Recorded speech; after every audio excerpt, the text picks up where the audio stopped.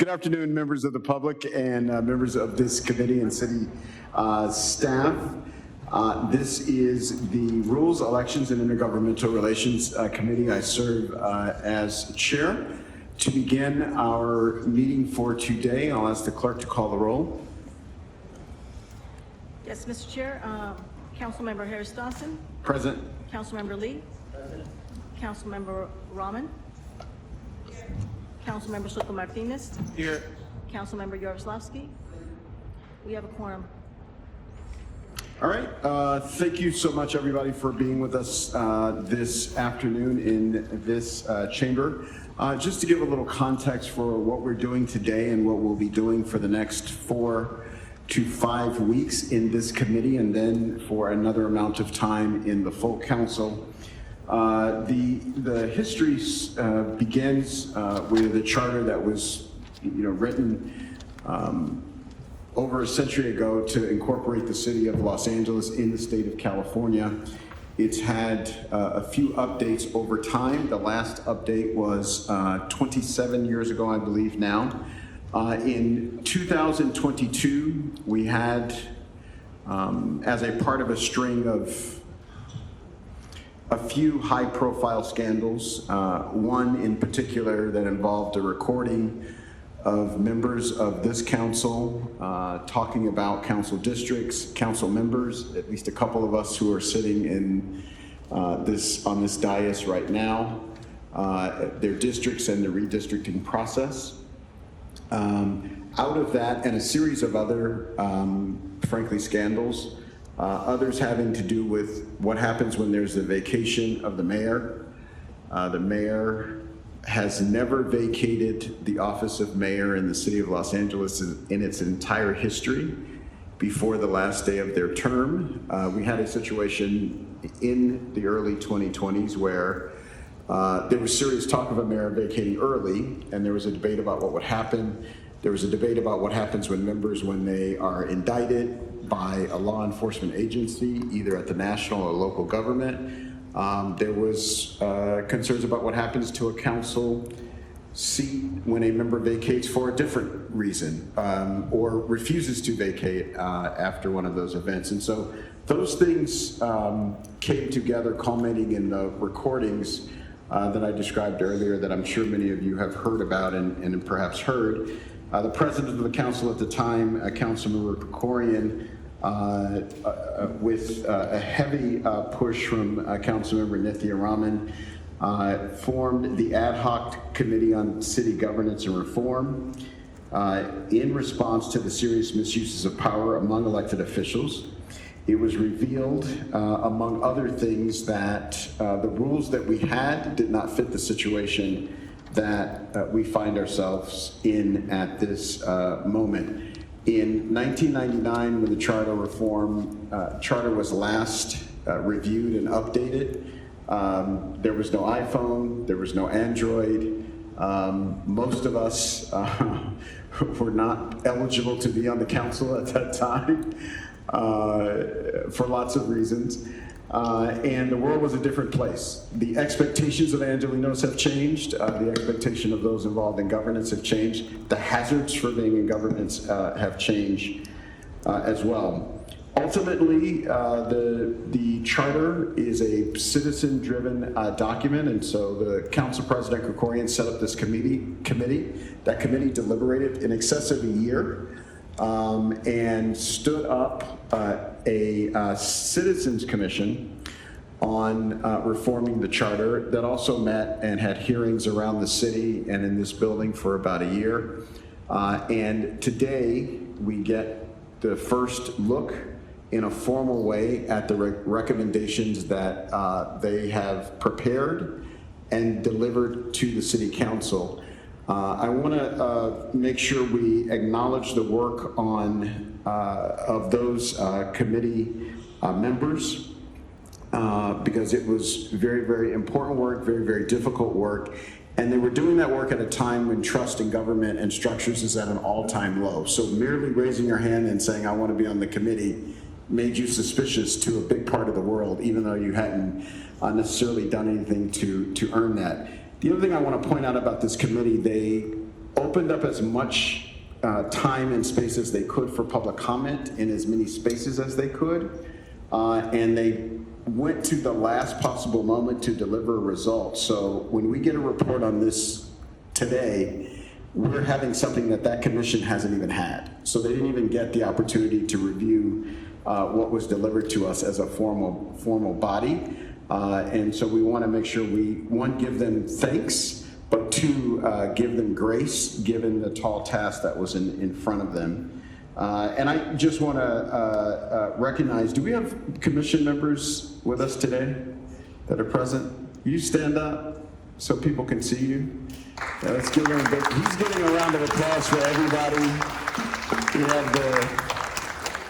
We had Chair Raymond Meza, we had Vice Chair Cristina Sanchez, we had Vice Chair Melinda Murray, we had Carlos Fuentes, Mona Field, Andrea Mack, Diego Andrades, Robert Lewis, Ted Stein, Michael Yap, James Thomas, Reverend James Thomas, Jason Levin, Kerry Morrison, and Martin Schlageter, Martin's not even here, wow.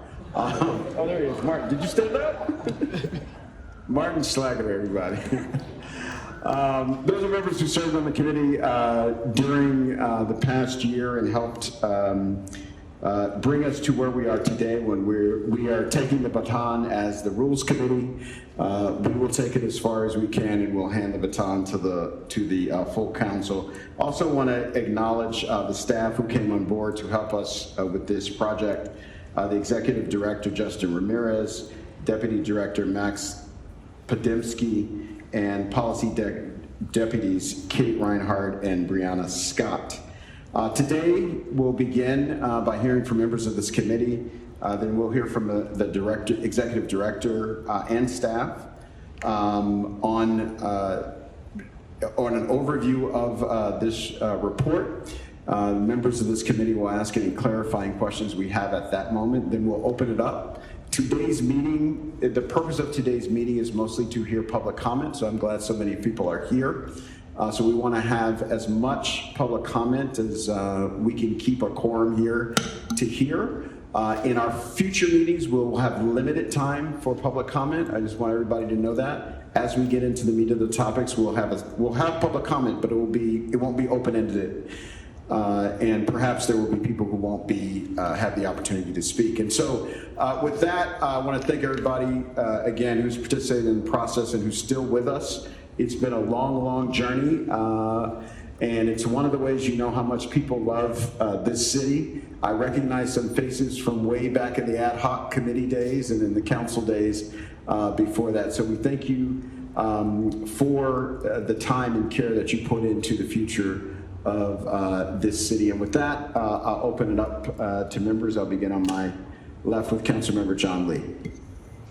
Thank you, Mr. Chair. You know, I'm one of the few council members that was actually here in this building in 1999. Last time they were talking about charter reform, and I know how it has shaped the city for the last 25 plus years. So I know the work that went into this. So I want to start by thanking the members of the Charter Reform Commission, along with the staff, for their time and effort and thoughtfulness that went into this report.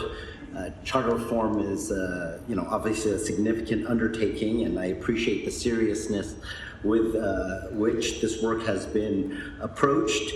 I appreciate any proposal that strengthens the city and improves governance and better serves the people of the city of Los Angeles.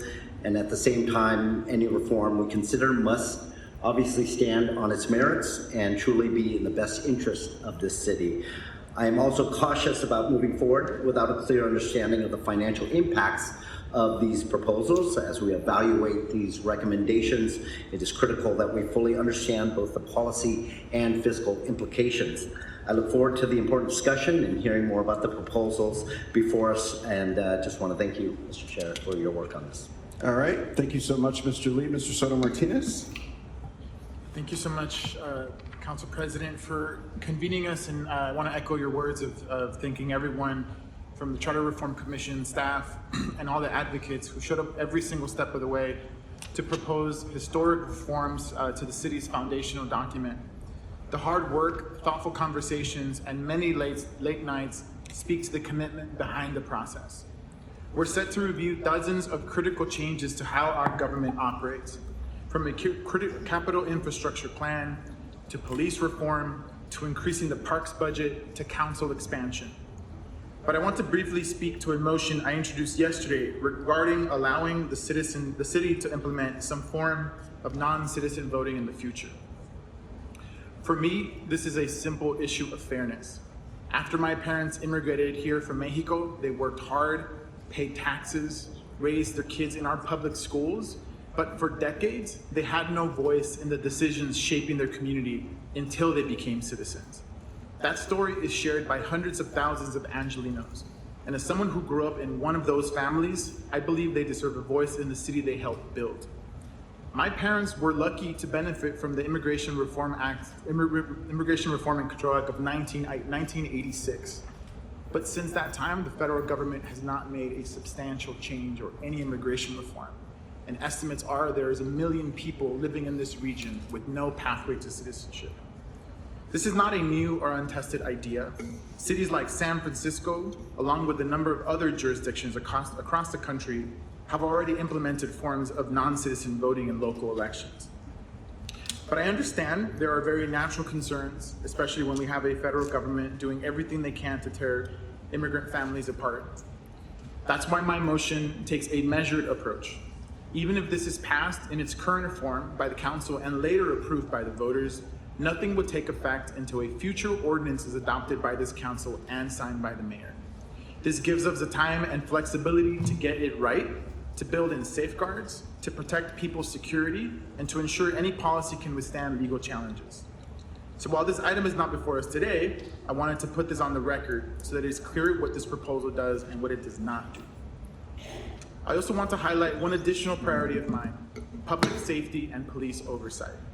I hear constantly from my constituents asking me why we're not doing more to address the issues within our police department.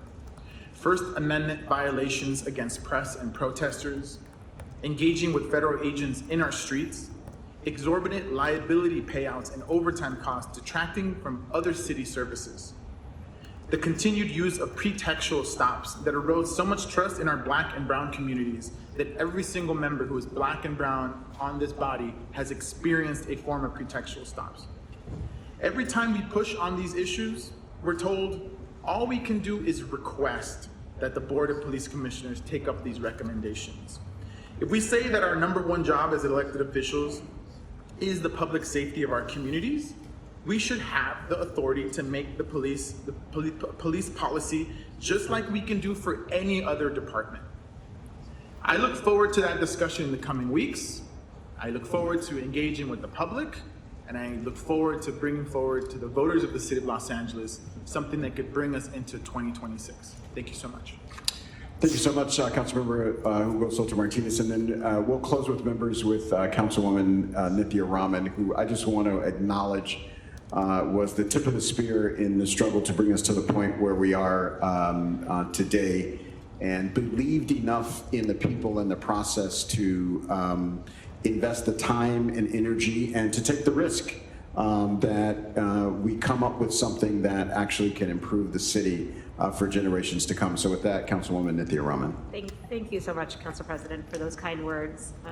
And thank you to the members of the Charter Reform Commission and the staff and the many advocates and residents who gave public comment. I'm really excited to engage with the product of that work today and over the next few weeks. I think it is clear that LA is at an inflection point. We are rebuilding after untold disaster. We're navigating the tale of a housing crisis that has reshaped daily life for hundreds of thousands of Angelenos. And we're trying to plan a city for the next 50 years, next 100 years, while governing with tools designed for the last century. How we choose to revise our city's charter will say something about whether we're serious about meeting this moment. And I also think we need to think about the larger context. We are living right now at a time when there is profound distrust in government. Distrust stoked by the actions of our federal government, but also stoked by the challenges that we face locally in delivering essential services and solving the biggest crises that are reshaping the city. And I think that we need to come up with reforms that meet those challenges and allow LA to function better moving forward. I want to just be specific about a couple of things that I think are priorities for me and where this committee must be bold. First, governance and elections. Council expansion is part of a very central conversation that we're going to have, and I support it fully. But I want to be direct that expansion without structural reform that make the city work better will not solve the accountability problems that Angelenos are facing every day. The refrain from department managers is that they answer to 16 bosses. Adding more bosses doesn't resolve that dynamic, it compounds it. And so I want to make sure that we are changing the city in ways that actually adds accountability and holds departments accountable for outcomes. I also want to signal my support, my strong support today, for bifurcating the city attorney role, separating an appointed legal counsel for the city from an elected city prosecutor. That change alone would clarify accountability and I think deliver better outcomes for the city. For planning and land use, right now appeals of City Planning Commission decisions can be brought to the full council, which can overturn them without explanation. And that structure invites exactly the kind of political interference that undermines public trust and that it led to elected officials even going to jail.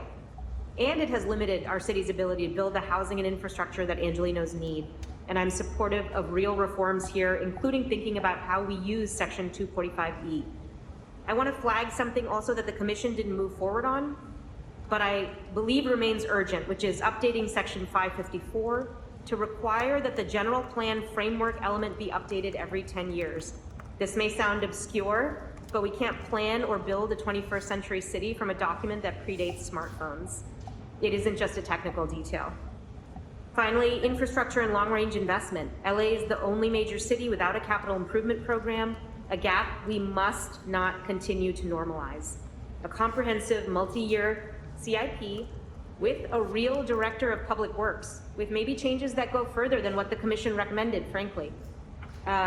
With an empowered director of public works that can move that plan forward is a minimum standard to me for a city of our scale and our ambition. I also want to say that I support phased increases to the Department of Recreation and Parks' charter appropriation, consistent with how we approach libraries in Measure L. Angelenos have expected that a dedicated percentage go to parks for nearly a century, and that expectation should be matched by our commitment. I also am very, very interested in the Commission's recommendations around police accountability and procurement. I think these are very, very key for us, and look forward to the discussions here and look forward to the next few weeks of detailed deliberations. And I appreciate you, Council President, for creating this space for all of us. Thank you. Thank you so much, members. Thank you, Councilmember Rahman, Lee, and Soto Martinez. And for folks listening, you'll see that each of us has interest in different particular parts of it. And what I'll say about that is this: there are 11 other council members, and each of them have very particular things that they're focused on, or things that, as a council member, you come up against and someone tells you it's the charter, and you're stuck trying to get something done either for the city or in your district, and so you tend to focus on that. And so to frame our discussions, and again, this frame does not have the weight of law, I just hope it helps guide our discussions. One, whatever we do has got to help improve trust in our city government. Two, improve efficiency and modernization. And two, increase participation by Angelenos in the project of the city of Los Angeles, and improve accountability for those given responsibility and special privileges in the city of Los Angeles. And so with that, I'll ask clerk if you'll read item 1 into the record, and then we'll call our executive director forward for a presentation. Yes, item 1 is a Charter Reform Commission report relative to recommendations for amendments to the city charter in accordance with ordinance number 188303. And this includes the following topics that will be covered throughout these meetings: overview of commission report, government efficiency, planning, city powers, neighborhood councils, budget, infrastructure and procurement, ethics, elections and ethics, personnel, police, and matters not addressed in preceding meetings, and then your wrap-up meeting or your final recommendations. And Mr. Chair, I'd like to also just add that there was a another neighborhood council, community impact statement submitted by the Los Feliz Neighborhood Council that is not listed on the agenda. All right.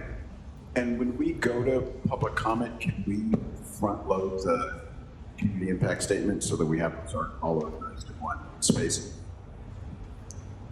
Yes, okay, good. So if we can have that queued up when we're done, and I will turn it over to our leadership. Thank you, Council President. Thank you, committee members. I'm honored to be here. Good afternoon. My name is Raymond Mesa. I have the honor of serving as chair of the Charter Reform Commission. Since June of last year, the commission has worked diligently to provide you with our final report by the statutory deadline of April 2nd. I would like to thank the residents of the city of Los Angeles, the entire city council, and the mayor for the opportunity to contribute to such an important civic responsibility. I would also like to thank my fellow commissioners, many of whom are here today, and the commission staff. I volunteered for this position because of my deep love for the city that shaped me, raised me, and accepted me. My grandparents bought a house. I'm sorry, I'm just checking technically here. I'm not so familiar with this room. Do we have a place where we can see what he's doing? Well, I see the backs of televisions. Is it what's showing here? Okay, got it. Okay, so we got there. Thank you. Sorry. Yeah, no problem. I volunteered for this position because of my deep love for the city that shaped me, raised me, and accepted me. My grandparents bought a house in Montecito Heights, a community in Northeast LA, in 1952. 3 generations of my family grew up in that neighborhood and still live there. I am not the only one who has deep love for our city. I see it in most residents. When we are rooting for the Dodgers in the World Series or the Rams in the Super Bowl. When we are fiercely debating what neighborhood has the best street tacos or Chinese food, or when we're reminiscing about old high school rivalries. However, when it comes to city government, Angelenos are heartbroken.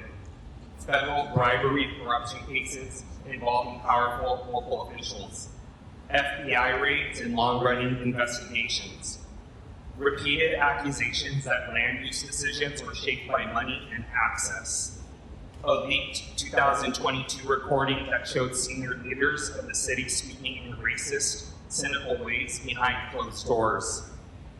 Los Angeles did not arrive at charter reform because of one bad headline or one bad politician. We arrived here because too many Angelenos came to believe that City Hall had become too hard to trust, too hard to follow, and too easy for insiders to navigate. I know that most people who run for office in Los Angeles do so because they want to serve their communities. And most elected officials follow the rules and work hard to solve problems. The actions of a relatively small number of bad actors, however, has done serious damage. A city charter is not glamorous. It does not cut ribbons or shake hands. It does not usually command public attention until something fails. But it is the framework beneath everything else. It shapes how power is arranged at City Hall, how accountability is enforced, how neighborhoods are heard, and whether City Hall is built to serve the public with clarity and trust, or merely to manage public frustration. We all know the city needs change. Reform matters. There is no magic formula, but change is necessary. Los Angeles residents are ready to change the rules of the game so they can help shape the future of the city we all love. The Charter Reform Commission was asked to confront that reality honestly. It was to listen to Angelenos, examine the structures of city government, and ask whether the operating framework of Los Angeles still reflects the scale, diversity, and democratic expectations of the city it is meant to serve. We took that responsibility seriously. Over many months, the Commission held 52 public meetings, reached all 15 council districts, heard more than 30 hours of testimony, and received thousands of pages of written public comment. Our 13-member commission brought together civic leaders, community advocates, policy experts, labor and business leaders, and neighborhood stakeholders. And despite a wide range of views, one common message emerged. People want a city government that listens to their voices, respects their votes, and delivers results. They want accountability when officials break the rules. They want residents to have real power in decisions that affect their daily lives. They want long-term investments in infrastructure and parks, not short-term fixes. And they want elections that provide greater representation. The package we put forth is not a promise of perfection.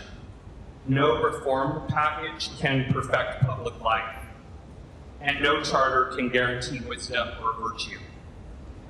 But there is an important difference between a city that struggles because democracy is hard and a city that struggles because its own governing structure has fallen behind the people it serves.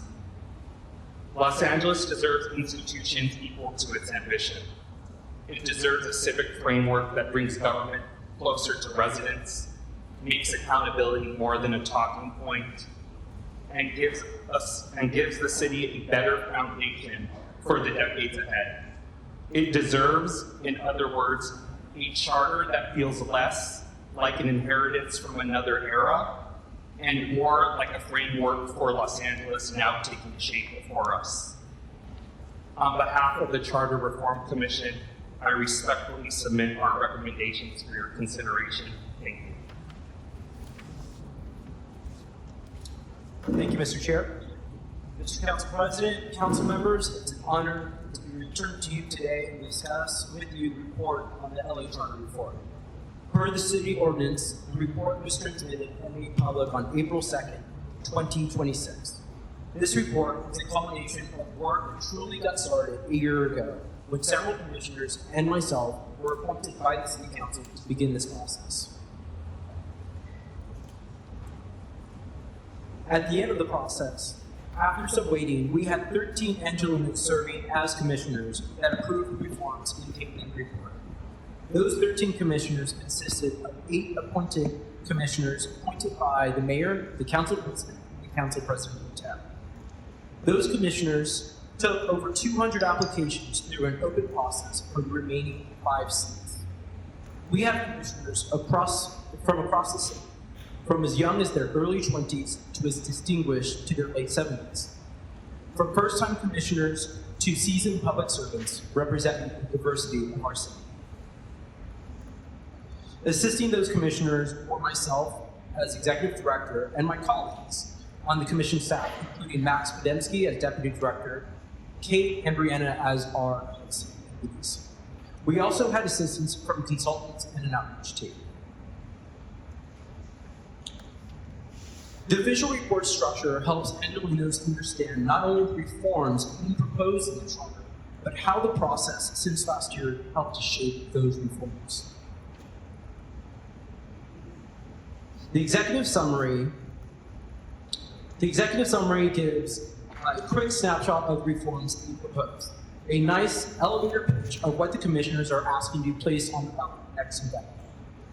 How we got here is a narrative of what led to charter reform, and how those events and facts shaped the process for the last year.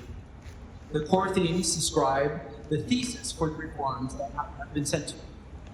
Charter changes gives descriptions of the reforms, and charter language is the actual red line legal charter language. The appendix is the additional information and recommendation from the commission. Let's jump now to the extensive how we got here. When the commission approved its outreach and engagement plan, it set the floor, not a ceiling, for the work that they wanted to accomplish. And they basically did twice as much work as they initially planned. With 52 public meetings that included over 30 hours of public testimony and reams of written public comment. Town halls were held in all 15 council districts, all of which were either hosted or attended by council members in this room. Over 70 presentations from a plethora of experts, all of which led to the 60+ recommendations that will be discussed. These recommendations were not just born in a back room. Many of them were grassroots, sourced from best practices in other cities, and well-researched along the way. Our outreach process was rigorous. We tried to meet people where they were, in their communities, and not with commission meetings and just public comment. We had digital engagement with social media accounts, newsletters, as well as online survey that engages users, informing them of the topics being discussed. 18 community mini grants went to organizations mostly working in underserved communities, engaging their resources to work multilingually. The commission also partnered with Rewrite LA for a public assembly process, an innovative way to engage community members in a thoughtful and constructive way. And we received over 50 neighborhood council CISs from neighborhoods representing 2.2 million Angelenos. I now turn over to Max Pedensky, our academic director.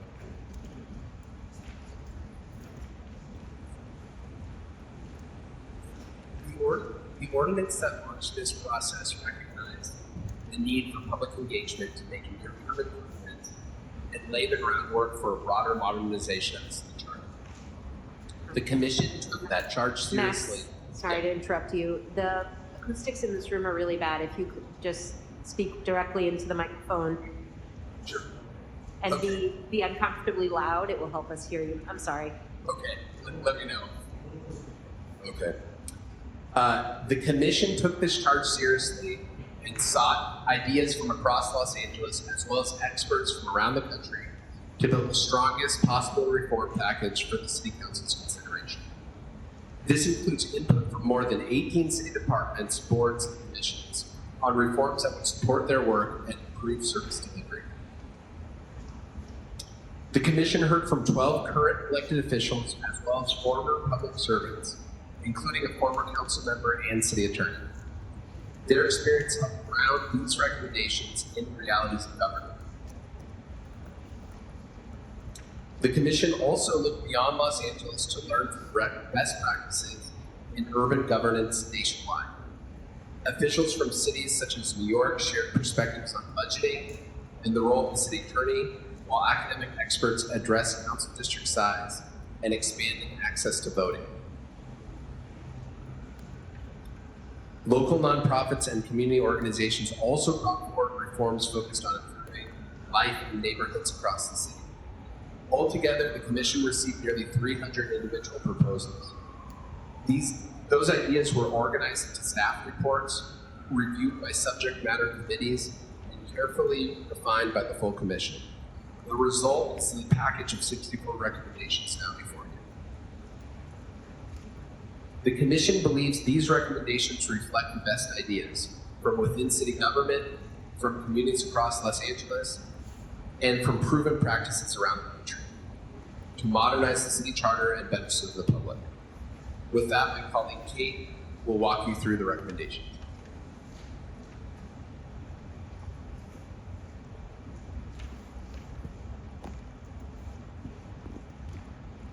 Hi, can everyone hear me all right? Okay. It would take over 15 minutes to go over all 64 reforms in detail. However, the reforms can be encapsulated by the following 4 core themes. The first is to strengthen democratic voice and representation. The commission heard from members of the public that people wanted more representation throughout the city. We heard from academics who showed us the data that Los Angeles is significantly underrepresented compared to other major cities.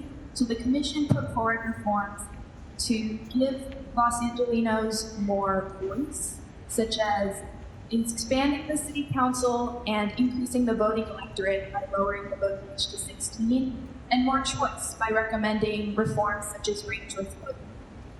The second theme was to rebuild trust through accountability.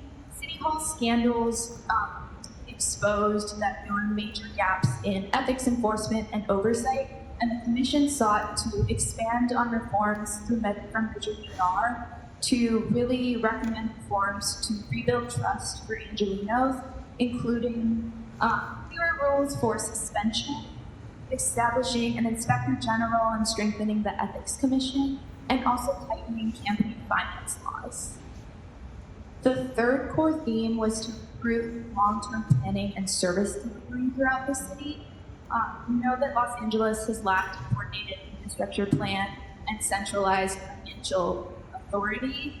So the commission looked at ways to streamline service delivery by recommending reforms, including codifying a capital infrastructure plan and empowering a director of public works to execute that plan, and also reforms such as designating a chief financial officer and transitioning the city to a 2-year budgeting cycle.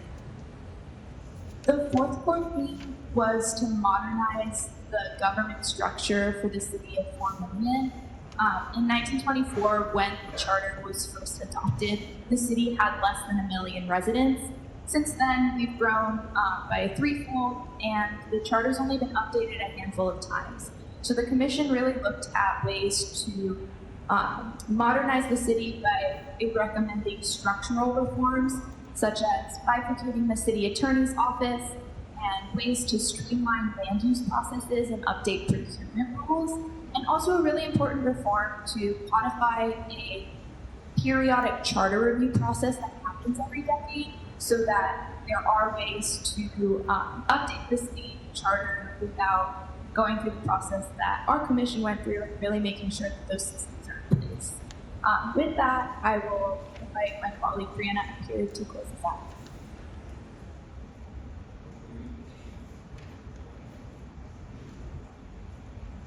So within the report, there is red line charter language for each proposed reform.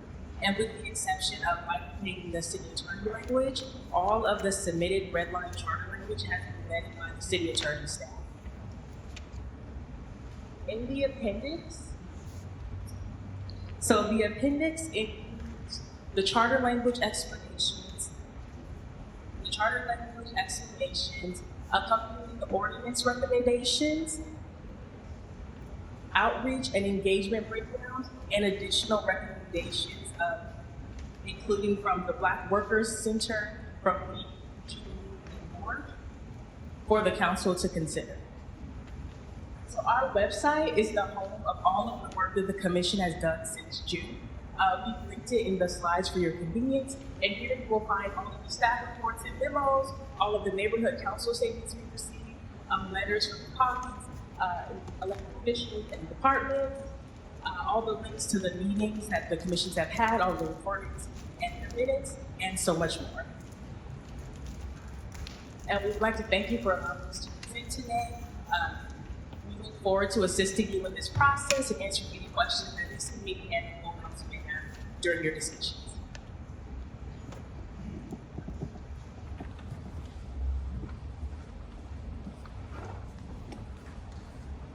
Thank you so much.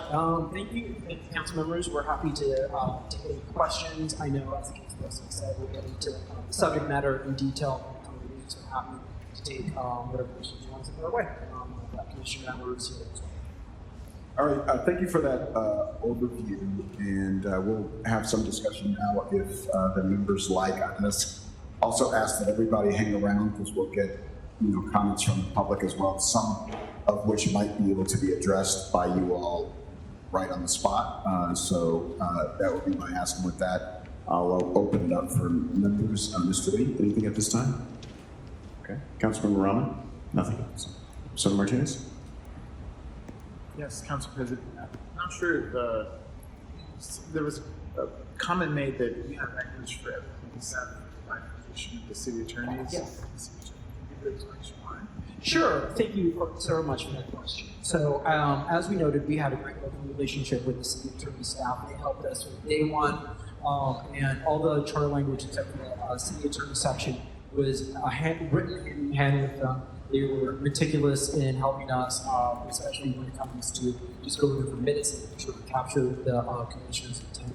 The commission early on decided that if they were going to address changing the structure of the city attorney, that there would be a conflict of interest, or at minimum a perceived conflict of interest, to having the city attorney and her staff advise on that potential change. So they requested and we requested to the city attorney's office to receive outside counsel.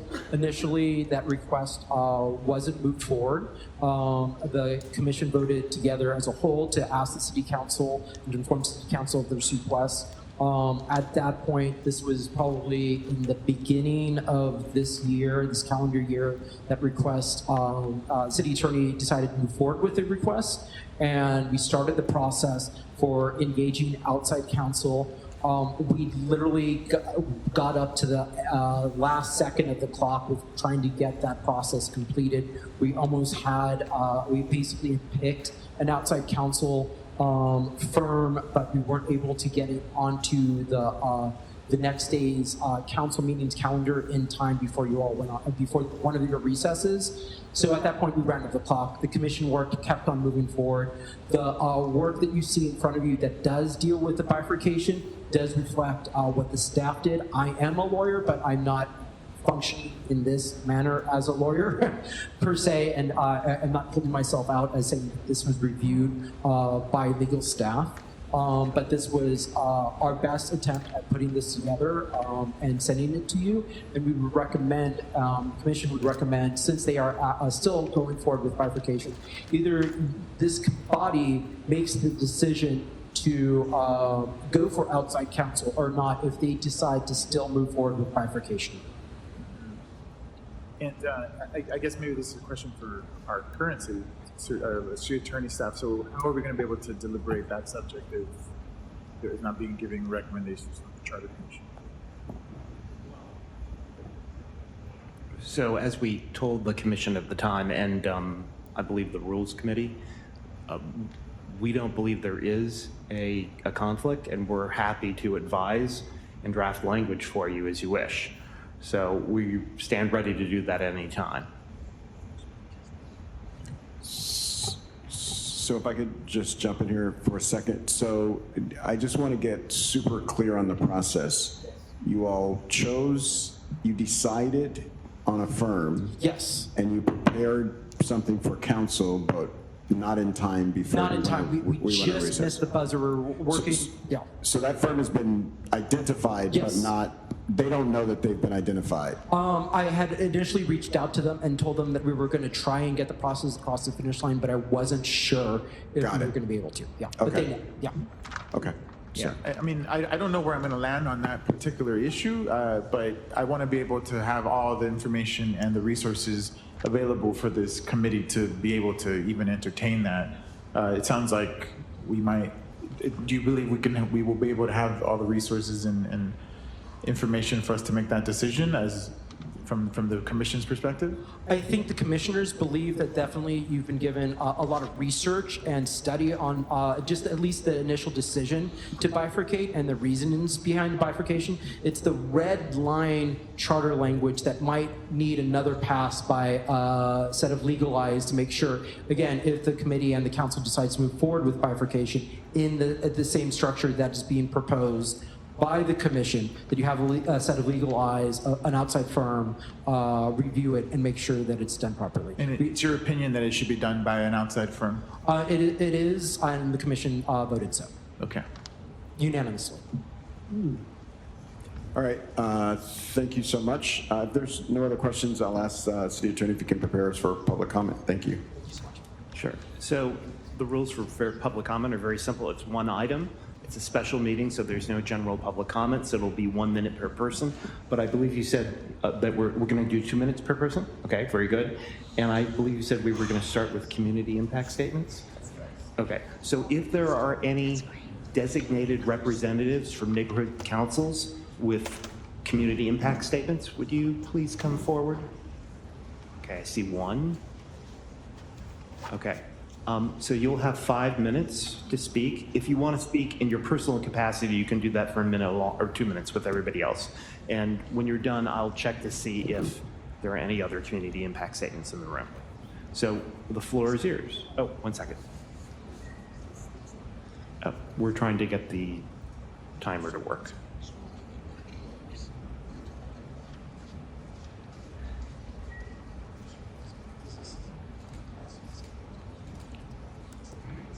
Okay, we're going to do it the old-fashioned way with a stopwatch. So you have 5 minutes and the floor is yours. Please begin. All right, thank you very much. And thank you, esteemed council members and staff, for all the hard work you've put into this process. It's been a lot of effort over a long time, and I think on behalf of the Los Feliz neighborhood. Pardon me if we can stop this time. So everybody that speaks, you got to get close to the mic and be super slow. The echoes in this room are as old as the charter, so let's You be have careful. to almost have your mic on the your mouth on the mic. It's Very annoying. good. So we're going to restart the clock for you. So All right. please begin. Yeah, thank you for that, and thank you again for all the hard work that the council and staff has put into this process over a long period of time. And honestly, just seeing who's sitting before me right now, it gives me a lot of confidence that we're going to move forward in a really positive direction for the city, knowing that all of you are working on this. So I want to start there. And I also just want to introduce myself. I'm Derek Gailey. I'm here on behalf of the Los Feliz Neighborhood Council. I'm also a land use attorney, but I'm here in my volunteer capacity, also in my role on the advisory council for the Los Angeles Neighborhood Land Trust. So that's an item that the Los Feliz Neighborhood Council has addressed in terms of the point that Councilmember Rahman already introduced about increasing parks funding. So I want to talk in support of that.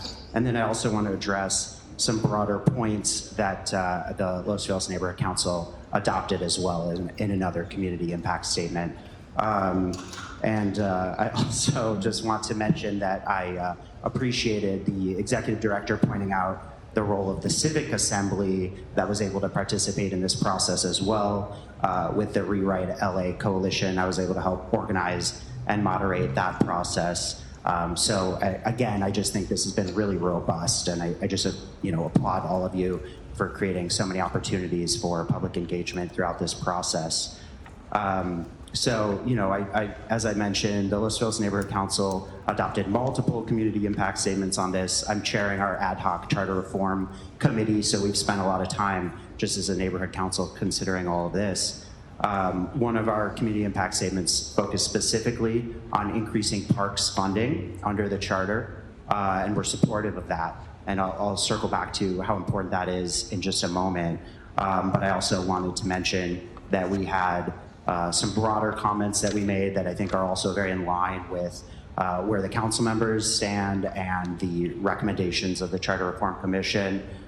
We want to emphasize stronger democratic governance and public participation. I think we've seen that already playing out, and so we would encourage reforms that enable that to continue.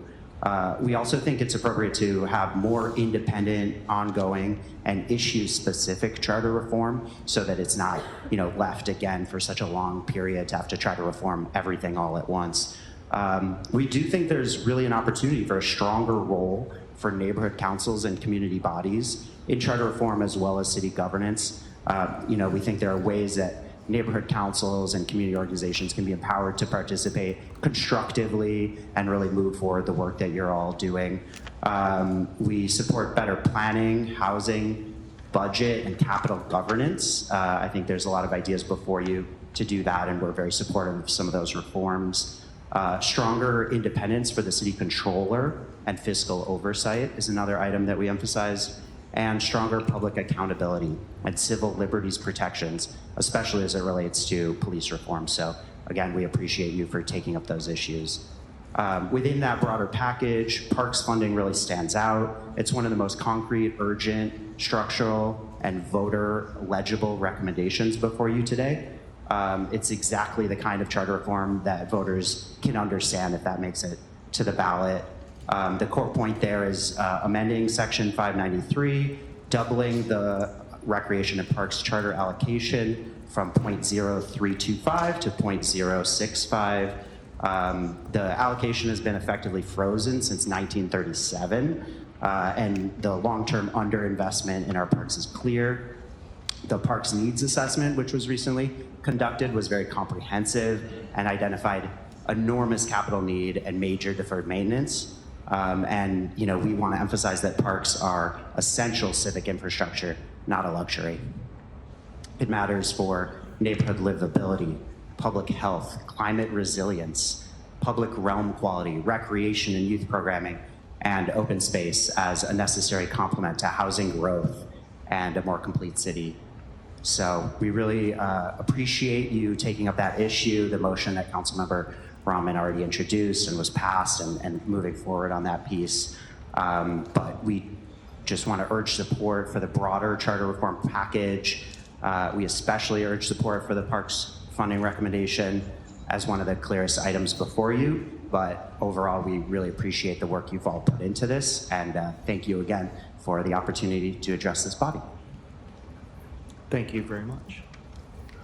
And do we have another community impact statement? So you'll also have 5 minutes. So please introduce yourself and begin.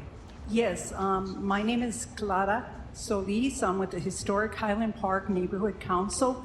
Our president is stuck in line outside, so I have to give our statement. I did have my own statement. Do I get to make that, or I have to get back in line? We'll take you in line with that with everybody else for your personal statement. Okay. The Historic Highland Park Neighborhood Council submits this community impact statement regarding charter reform as it relates to the ability of the neighborhood councils to communicate with other levels of government. Neighborhood councils routinely address issues such as homelessness, public safety, transportation, and Zone Zero, etc., that are significantly governed or implemented at the county, state, or federal level. However, the current interpretation of Section 2.19 of the city charter limits the ability of neighborhood councils to formally communicate in writing with officials outside of the city of Los Angeles. This restriction does not reflect how civic engagement functions in practice. State, county, and federal officials regularly attend neighborhood council meetings, request community input, and engage directly with boards and stakeholders. Prohibiting written communication with those same officials creates an inconsistency that weakens a neighborhood council's system's advisory role. To ensure neighborhood councils can effectively represent their communities on cross-jurisdictional matters, Section 2.19 of the Charter should be amended to explicitly allow neighborhood councils to communicate with state, county, federal officials, and other city entities beyond the city council, provided that such communications are properly agendized, voted on, and compliant with the Brown Act. So we hope you will consider this. We probably will have another community impact statement and encourage the communities and people be allowed to participate fully at each of these meetings as interest grows and people learn more about this. Thank you very much. Thank you. So is there anybody else in the audience who's the designated representative with a community impact statement for neighborhood council? All right, seeing no one, I think we're ready for regular public comment. All right, we'll go to regular public comment. We are trying to have 2 minutes for each speaker. We will call names. We ask you to line up. How many speakers do we have on the queue? We have about 77. 77, so that's 140 minutes.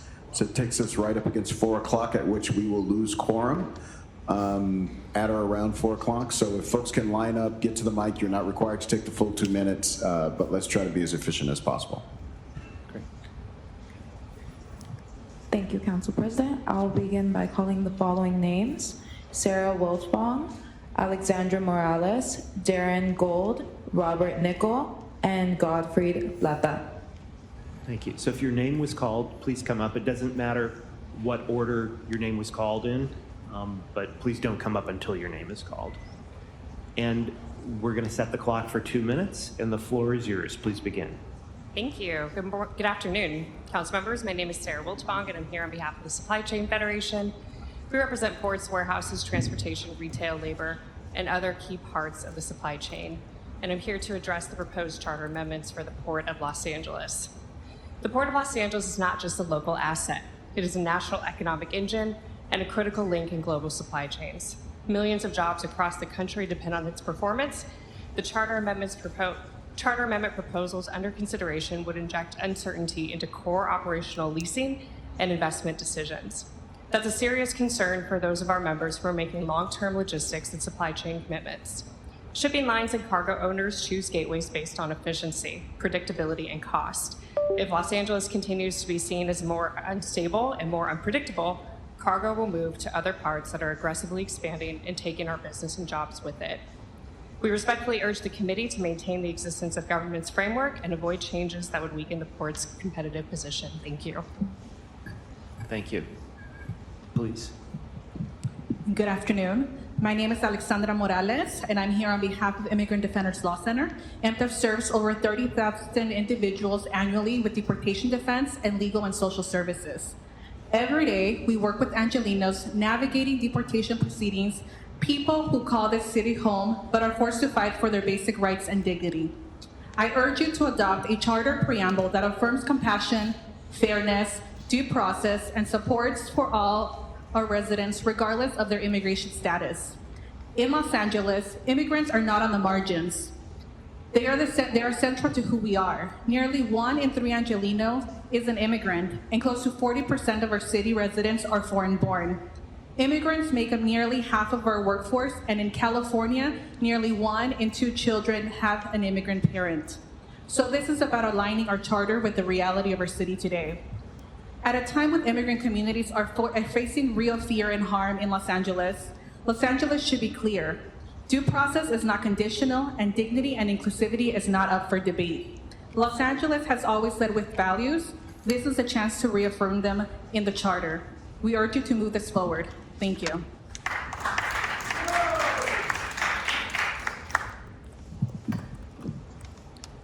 Good afternoon. My name is Robert Nickel. I'm here as a private citizen and also a member of DSALA. As a democratic socialist, I am extremely proud of California and Los Angeles' commitment to direct democracy and voter participation. And so I wanted to begin by seconding Councilmember Soto Martinez's proposal to push forward on including non-citizens and other people who are currently excluded from voting in elections in the city of Los Angeles. Following that, the modification to the preamble of the city charter as well.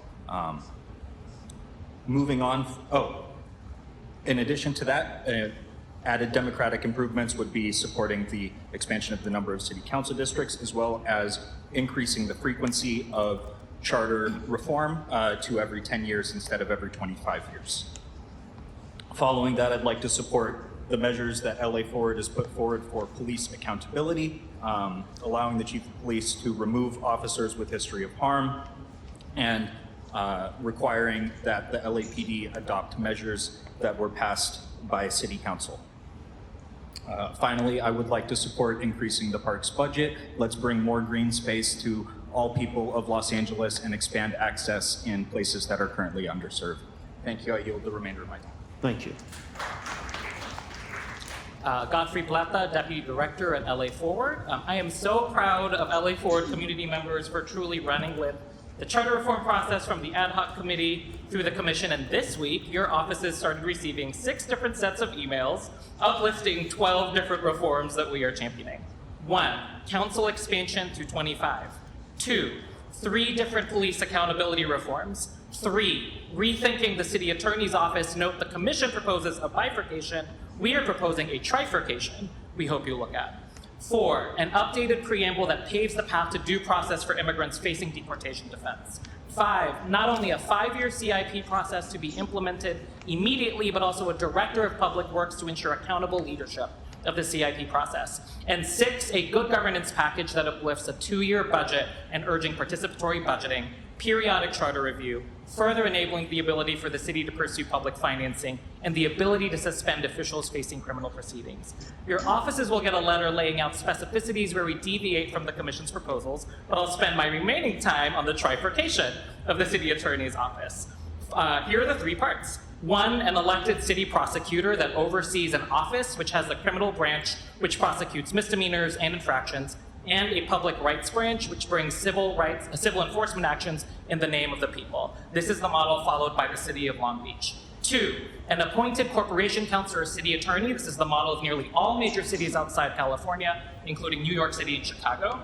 These would oversee a City of LA Law Department, which is a municipal branch, giving legal guidance to the municipal government, a civil litigation branch, which manages the majority of claims and lawsuits for the cities that defend it, and a real estate branch, which advises elected official staff and non-proprietary departments on matters involving land use planning and estate and housing.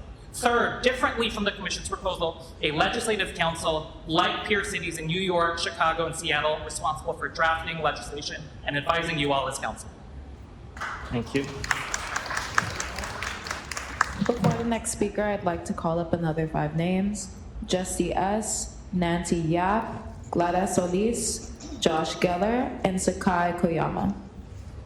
Darren Gold is still in line outside. I am Clara Solis, speaking on my own behalf. I am a member of the Highland Park Neighborhood Council, speaking on my own behalf. The public must be allowed to fully participate in this process. A lot of people aren't aware what is going on. And as this process goes on, there will be more interest. So you should not abbreviate the public participation process. Without robust public participations, it's not a true public hearing. We know you are not reading every public comment you get on the council file system. So please allow people who want to come and talk to talk. I support Charter Section 594C that states all lands heretofore or hereafter set aside or dedicated as public park shall forever remain for the use of the public inviolate. I oppose the charter reform amendment suggested that RAP be allowed to sell or transfer land. In our community of Highland Park, RAP was talking about with South Pasadena about giving away a ½ acre of our parkland in perpetuity for their use in perpetuity. They did not understand that our community cherishes this parkland, and so I oppose this amendment to the city charter that would allow RAP to sell or transfer land. Next, while I support that the general board meetings for neighborhood councils allow remote public comment, I oppose that all neighborhood council meetings be required to do that. A lot of our members are seniors and have trouble Thank you. with technology. Thank you.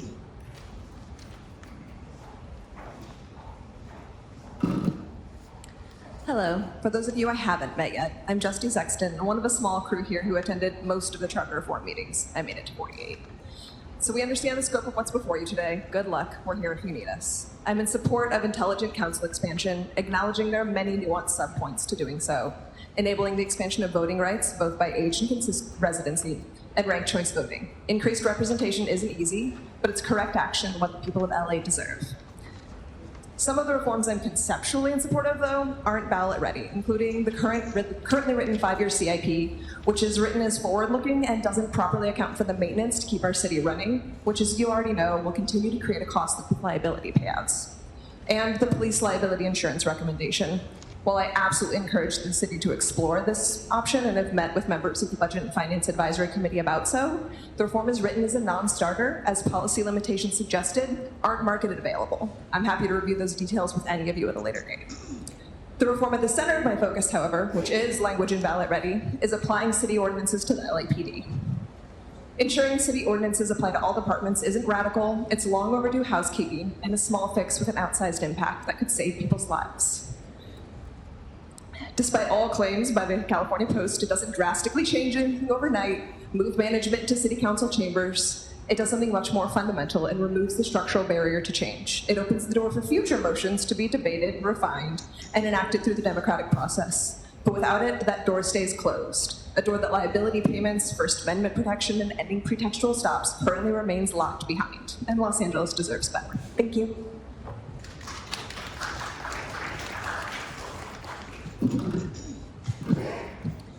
Good afternoon. Council President, council members, and Rules Committee. My name is Sakai Koyama from Echo Park. I am the co-president of Friends of Elysian Park, the Park Advisory Board President for Echo Park, and I am on the Lotus Festival Planning Committee. Isn't it a beautiful day? This is LA. We have gorgeous weather every day. To be in Los Angeles and drop to be the 90th in national ranking for parks is kind of silly, isn't it? It's not just silly, it's insulting. Our weather is one of the biggest assets of our city and why people move and want to live in Southern California. We just had a $1.4 million year-long park needs assessment survey last year, recommending all sorts of wonderful things. How do we expect to pay for any of it when we can barely take care of what we have now? Staffing cuts, hours cut for rec centers, plummeting morale in the department. The rare occasion it does rain, the Echo Park Rec Center building, which is around 120 years old, rain literally streams down the walls into the basement classrooms, which are now deemed unusable. Not even a tarp. No one would allow this in their home. Children play here. This is demolition by neglect. After almost 90 years and an increase in population and parks, don't you think it's time to double the paltry Rec and Parks budget to over just over 0.5%? Thank you.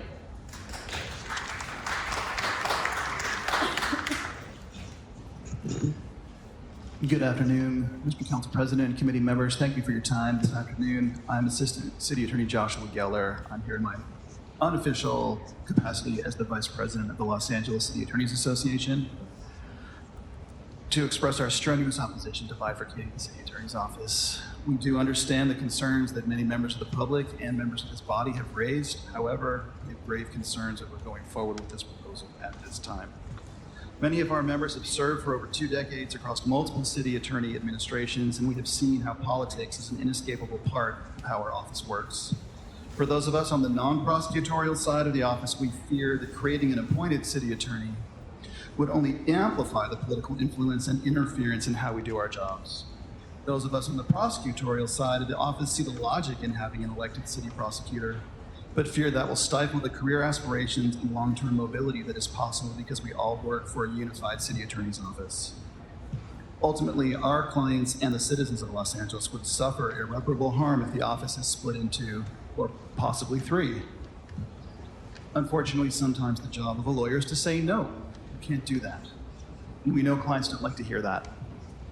If the city attorney's job security could be impacted by the knowledge that giving that advice could cause them to lose their job, how could anyone have confidence that the city attorney was providing the best advice?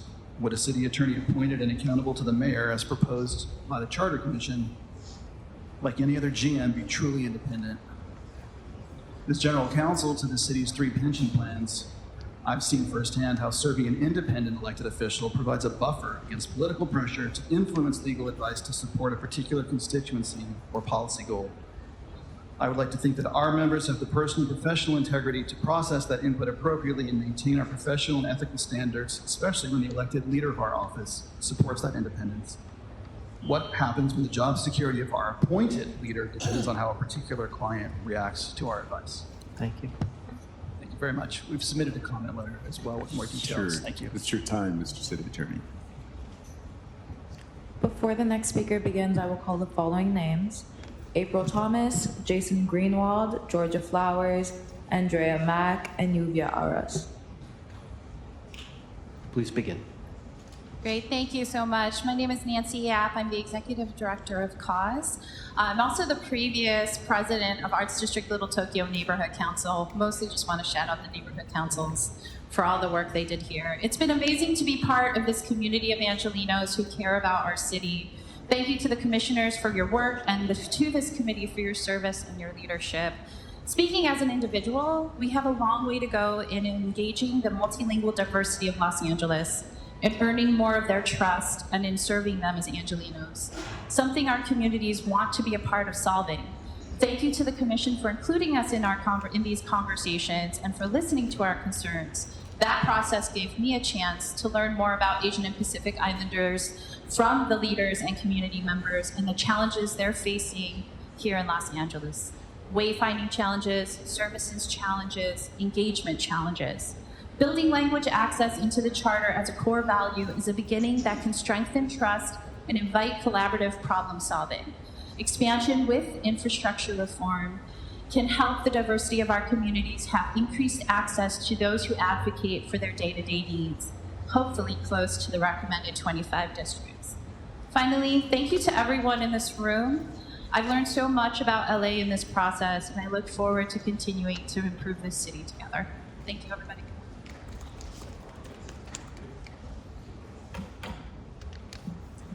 Honorable Council members, Jason Greenwald, Executive Director of Friends of Griffith Park. I'm here for the Parks funding measure. I want to first of all thank our representative, Councilmember Rahman, for announcing her support for this measure. I hope the other council members on this committee will follow suit. Council President Harris Dawson, you pointed out the last comprehensive charter reform was more than 25 years ago. Yet there was an important charter reform measure that passed 15 years ago. That was Measure L for our libraries. That was passed at a time when our libraries were in crisis, driven by the structural changes that followed the Great Recession. That measure passed overwhelmingly, and our libraries today are something we can all be proud of. Our parks find ourselves in the same situation. Our parks are in crisis due to lack of funding because of the additional demands placed on them as a result of the Great Recession. They haven't been able to keep up. They've had to cut staff, defer maintenance. They've been unable to be as forward-looking as the on-the-ground workers and management would like them to be. I urge you to support the parks funding measure. Give our parks an opportunity, the same opportunity that our libraries had 15 years ago. I'm confident that the people of the city will vote strongly in favor. Angelenos love our parks. We want them to be well-funded, well-staffed, well-maintained. You have the opportunity to do that. Thank you very much.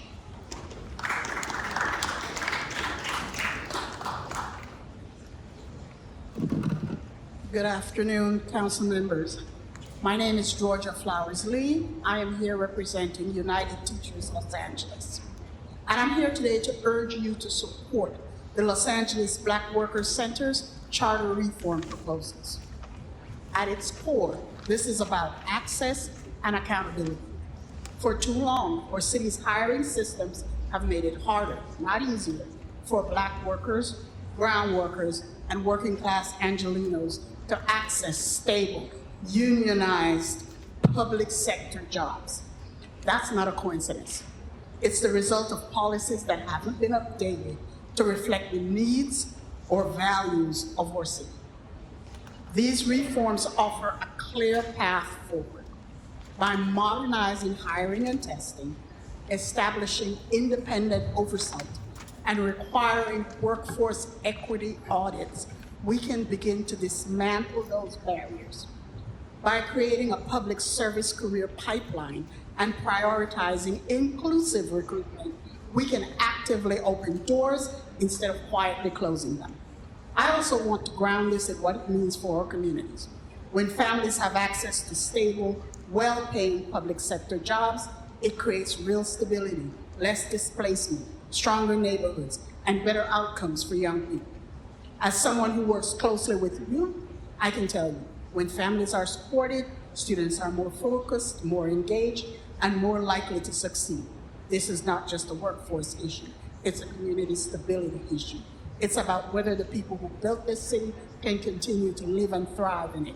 You have an opportunity to make equity enforceable, not optional, to ensure that our city government reflects and serves all of Los Angeles. I urge you to support these charter reforms.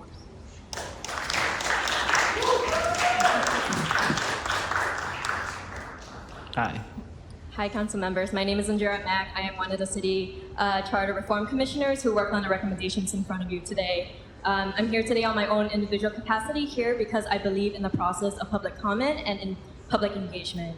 And so I know I only have 2 minutes, and so I'll be quick and share 3 highlight recommendations. First, reoccurring charter review at least once every 10 years needed. This package at the table with you is only the tip of the iceberg. There's so much that our commission was not able to get through in 8 months.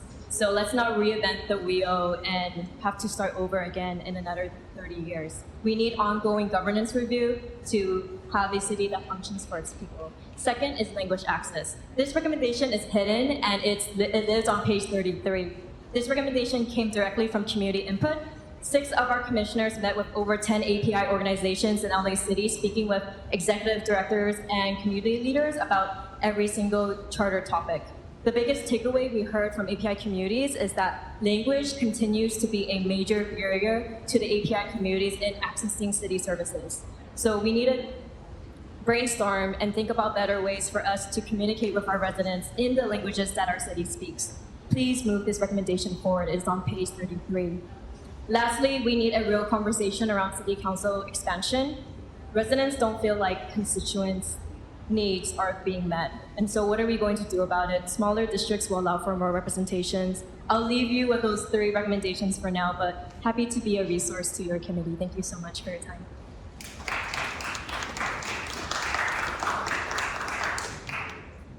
Good afternoon, council members. My name is April Thomas, representing United Teachers Los Angeles, and I'm here in strong support of the Los Angeles Black Workers Center's charter reform proposals. This is a critical moment for our city. As Los Angeles rewrites its city charter, you are deciding who truly has access to stable, unionized public sector jobs. We have to be honest. The exclusion of Black workers, brown workers, and working class communities from these jobs is not accidental. It is structural. Outdated hiring systems, slow processes, and even hidden barriers continue to shut people out. As a union of educators, we see the impact every day. Our student families are working hard, often without stability or benefits. When parents have access to good public sector jobs, it changes everything.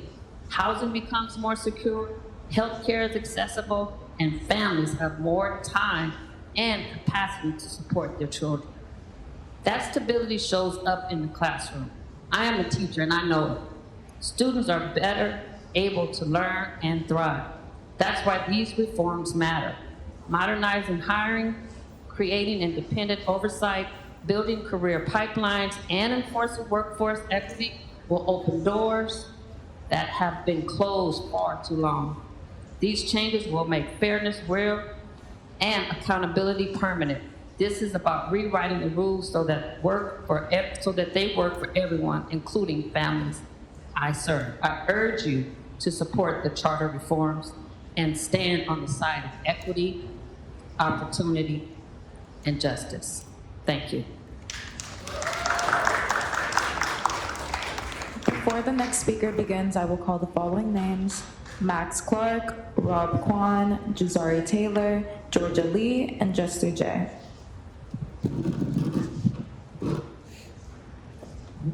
Good afternoon, members of the Rules Committee. Thank you for having me here today.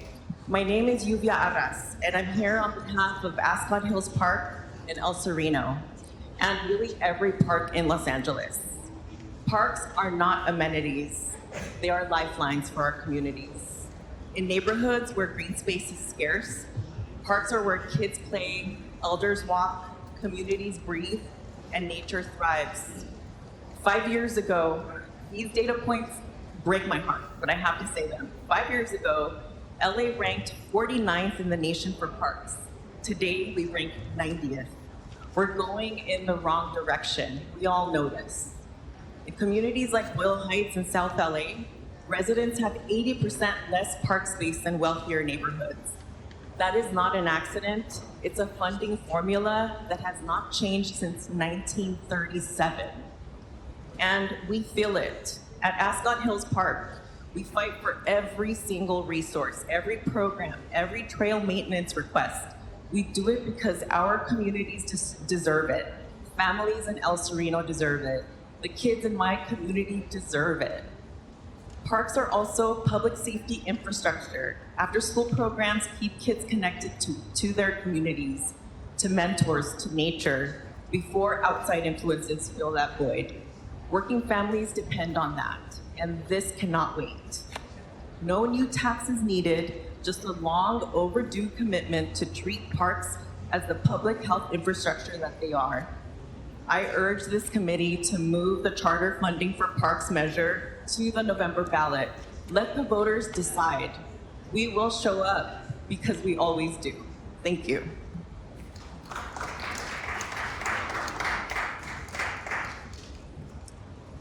Hi, my name is Max Clark. I volunteer with Public Democracy LA and Rewrite LA to promote civic assemblies. First, I confess I drove up from Cerritos, which is LA County and not city, but we have the Auto Square, so I hope you'll hear me out. I also want to mention my friend's dog got sick this morning, so she couldn't make it here, and she is an LA resident. Why do I bring this up?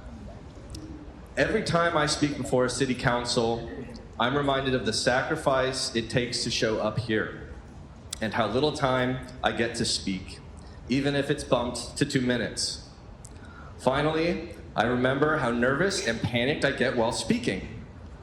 This form of public comment isn't enough. It selects only for a narrow slice of our community. It doesn't give the time, consideration, or representation to all the voices of Los Angeles. I believe civic assemblies can.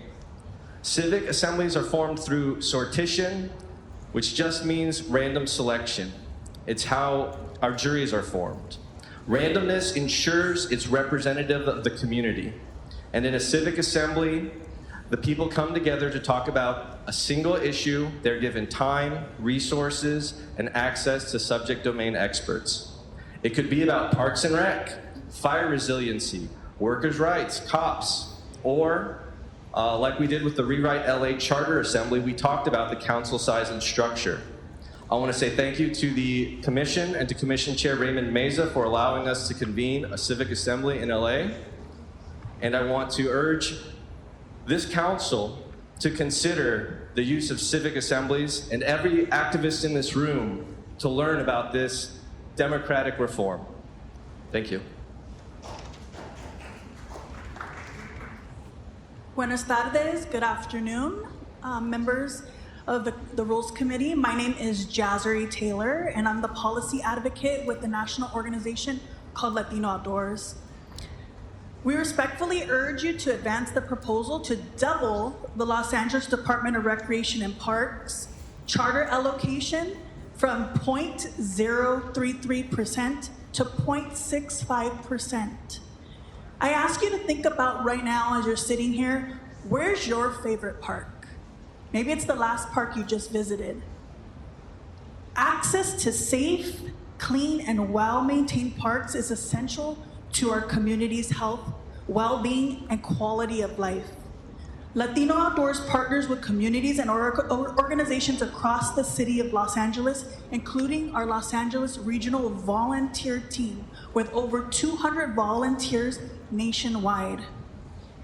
We understand that it takes a dedicated community that fosters strength, connection to the outdoors for Latinx communities and beyond, to support outdoor engagement, leadership for emerging and diverse leaders. Quality of life depends on our parks, from clean air, clean water, recreation, community gatherings, baptisms, parties, community programs, green spaces, and fresh air. We are asking the council members to vote yes to move this to the November ballot to allow the community members to speak up for what matters to them most. I appreciate your time today, and thank you so much.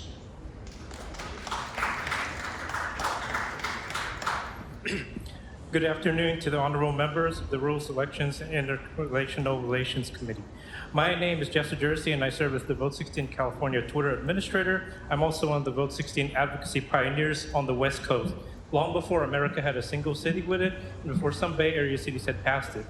Lowering the voting age will make LA more representative, build trust in the charter reform process, and empower young Angelenos. It's also supported by former Vice President Kamala Harris, former Speaker Nancy Pelosi, received unanimous support from the LA Unified School District, and one of the first reforms supported by a council member, Ulises Hernandez, during the charter reform, ad hoc committee charter reform phase. There are many other reasons to talk about lowering the voting age to 16, but not enough time to fit it under 2 minutes. So I've shared those through written comment.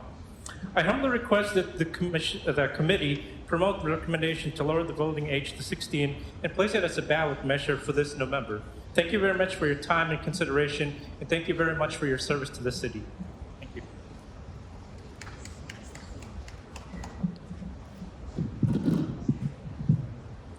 Hi, Rob Kwan. I do think you should ask the Charter Reform Commission staff for a breakdown of the budget. They got $1 million, and we haven't heard a budget update from them since December. It is also a little interesting to hear about the ordinance and transmitting, because this was a report, I've never seen anything like this, where the commission didn't vote on it and didn't actually give proactive authority to the staff to transmit it. To the substance, I do want to say I strongly support increasing the size of the council to 25. I do also think you should look at things like proportional ranked choice voting, or the governance reform project proposed having regions, 5 regions, overlapping 20 districts. That would allow a much better opportunity to represent the diversity of the city of LA. The council president mentioned the ambiguity on mayoral vacancies, and I will note that Commissioners Thomas and Fuentes had a motion to establish an elected office of public advocate that came a couple votes short, in part because 2 of the yes votes who would have been there were not available. That would change the culture, address this question of vacancies. Do you also want to uplift Commissioner Schlager's motion on public works? I think that would bring a lot of clarity to that department. I do also want to note my disappointment that personnel was not something this commission made a single recommendation on. The Black Worker Center put a lot of time and effort into their recommendations, and I hope you take them seriously. I hope you ensure the meet and confer process that is happening behind closed doors takes that very seriously. Lastly, with the city attorney, I have a number of concerns with bifurcation. Who appoints them? I don't think we're depoliticizing it if we allow the mayor alone to appoint with council confirmation. I also worry that they don't have, in this language, power to investigate city officials. We don't have checks and balances. We're losing something with an elected city attorney being off the table. I would note that the city of Portland, their council clerk is appointed by the city auditor, not subject to council confirmation. That is something that would greatly change the system. Before the next speaker begins, I will call the following names: Andrew Gravener, Olivia McGinley, Chris Harris, Francesca De La Rosa, and Hugo Garcia. Good afternoon again, council members. My name is Georgia Flowers Lee, and I am speaking as an individual and a resident of the council district with the lowest density of green space in this city. I rise in strong support of doubling the park's budget. Having access to green space should not depend on having transportation to get to the green space. We deserve, or children deserve, access to spaces for play, for sport, all of the things that make childhood special, that increases our children's ability to thrive. All of those things should be accessible to all of our children. I ask for your support for this charter reform proposal. Our kids deserve it. Thank you. So there's a lot of stuff on this report. It's very notable that this charter now has to be approved by a lot of the same council members that got us here in the first place, like Staffer B over there, some of those. I do think there needs to be a lot of attention being put towards doing anything to hold the LAPD accountable. The LAPD is completely out of control. They're aiding and abetting ICE and lying about it. And of course, it also relies on a council that's willing to actually, if the council gets more powers to hold the LAPD accountable, the council then needs to actually use those powers. They don't even use the little bit of powers they have right now, like to fire Jim McDonnell. So hopefully that also relies on members of the public electing in council members who who will use those powers to hold the LAPD accountable. So I do think there needs to be a lot of stuff here as well to help protect voter rights in the city. You know, we're seeing horrific rolling back of voter rights in this country and such, so that stuff needs to be in there as well to help protect voter rights, and just a lot of stuff to help try to prevent all the corruption that's going on. And it's not an isolated problem. It's not just those 3 council members. It's not just a few of them like Staffer B's old boss who went to jail, things like that. It's, you know, there's probably many council members who have said really offensive stuff or doing really corrupt stuff who just, we've never heard about their stories because it's all done in secret. It's all done in the back rooms, and you don't seem to be barely accountable to the public at this point. And there's a lot of reform that needs to be done here.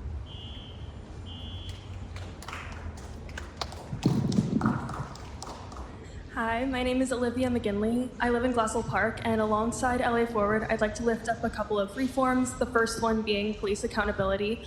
LA Forward supports the Commission's proposals to ensure charter provisions that apply to city departments at large also apply to LAPD, including allowing the Chief of Police to remove officers with repeated history of harm, ensuring that LAPD honors ordinances passed through normal city council processes, and LAPD upholds and protects the First Amendment rights of free speech and press in its work. These reforms don't give the Chief of Police or Council any special powers, instead, simply that they give the Chief and Council tools that other departments can access. I'd also like to uplift and support the proposal to update the charter with a preamble as a statement of values, which includes the statement, "We further affirm the importance of compassion, fairness, due process, and support for all residents regardless of immigration status." This builds the foundation of protections for the dignity and livelihood of every person who calls Los Angeles home and paves the way for our immigrant neighbors to have the right to counsel in deportation defense. Thank you. Hi, my name is Chris Harris, and I'm with the California Ranked Choice Voting Coalition.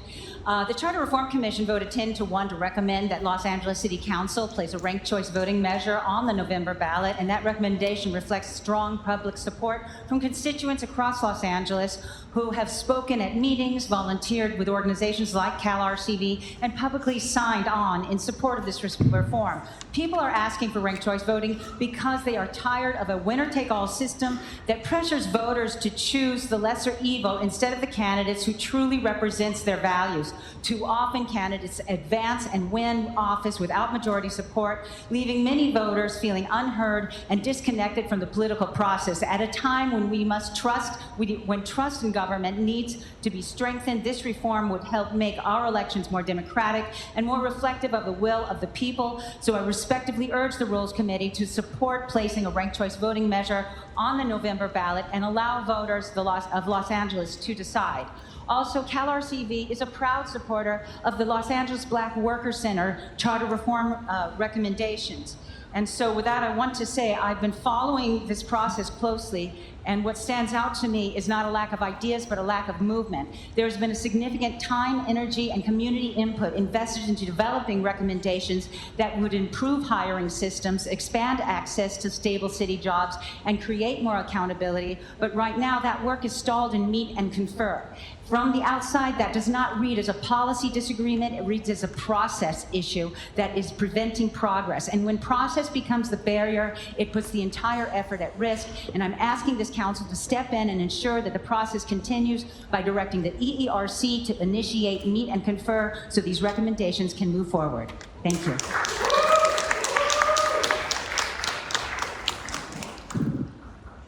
Good afternoon, esteemed council members. My name is Hugo Garcia. I'm a lifelong resident of El Sereno and currently serve as Director of Community Engagement for two nonprofits, organizations that are in Northeast Los Angeles. This is Clock Shop in CD 13 and Save Elephant Hill in El Sereno in CD 14. I also serve as County Fish and Wildlife Commissioner appointed by Supervisor Hilda Solis. I'm here to voice support and community support for the Charter Commission's funding recommendation to double the funding allocation for LA Parks.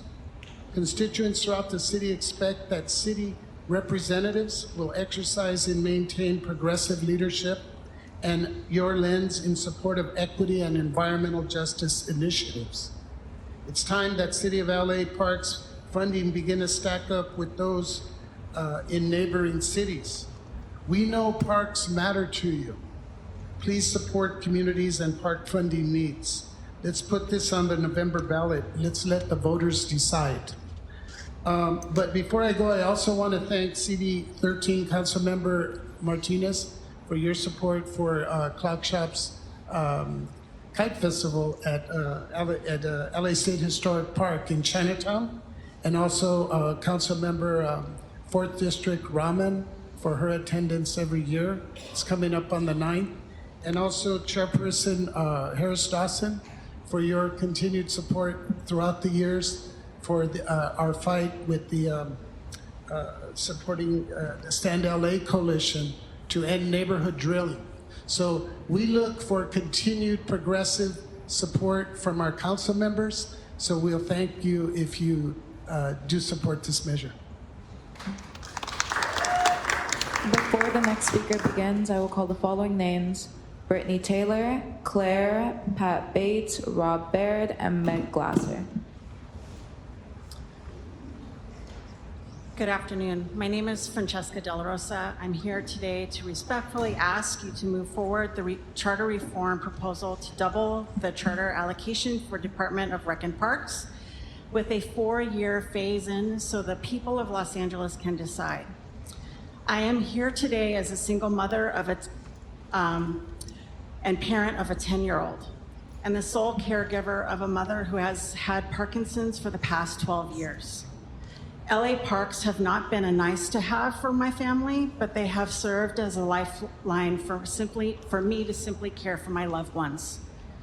As the sole provider for my family, our park system has provided me accessible youth sports leagues, summer camps for my daughter, senior meal programs, arts classes for my mom. My mom has been able to meet new and old friends at Griffith Park. My daughter's been able to play at Echo Park Lake. I could go on. Deep investment in our park system will support and benefit so many areas of individuals' lives. Parks matter for so many different reasons. Double the charter allocation. Thank you.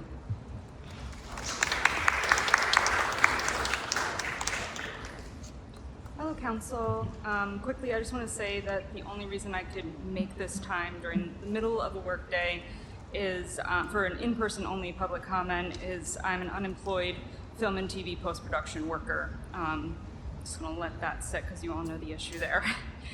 I'm sure all of you got into local government because you care deeply for this city, but I must believe that you also deeply care for this country as well. With the deepened divides we're seeing across political and social values, there has been a consistent outcry for more political parties, and ranked choice voting is one way that we can crack open the seemingly impenetrable two-party system that leaves the majority of Americans feeling disempowered and therefore less engaged.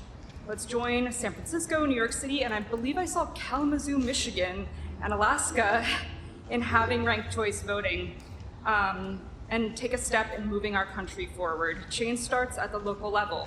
Don't you agree?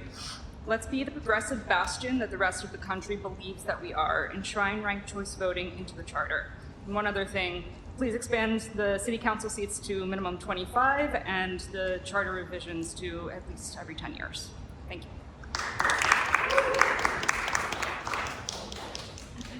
Good afternoon. I'm Pat Bates. I am here representing San Fernando Valley Audubon Society. And if I run out of time, we strongly support doubling the charter mandated allocation of funding for recreation and parks. San Fernando Valley Audubon Society represents conservation and wildlife interests throughout the San Fernando Valley and north. Our city parks are islands of habitat for wildlife and endangered species in our urban area. They also are outdoor classrooms, and respite from urban heat and other stressors of urban life.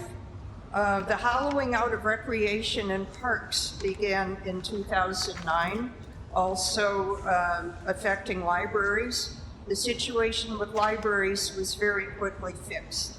It's unconscionable that it was not fixed for recreation and parks. The negative consequences for city parks from the loss of funding were not obvious or sudden. Rather, they quietly metastasized. Well over $1 billion has been diverted from RAP's charter mandated funding. It's resulted in staffing shortages, a demoralized and understaffed park ranger force, billions of dollars in deferred maintenance, and decades of environmental degradation. Wildlife regulations are rarely enforced with horrible consequences. So I'm just going to wrap up and just say thank you, Councilmember Rauman, for supporting increasing our parks funding. And I urge the council to move this motion forward to the November ballot. Thank you.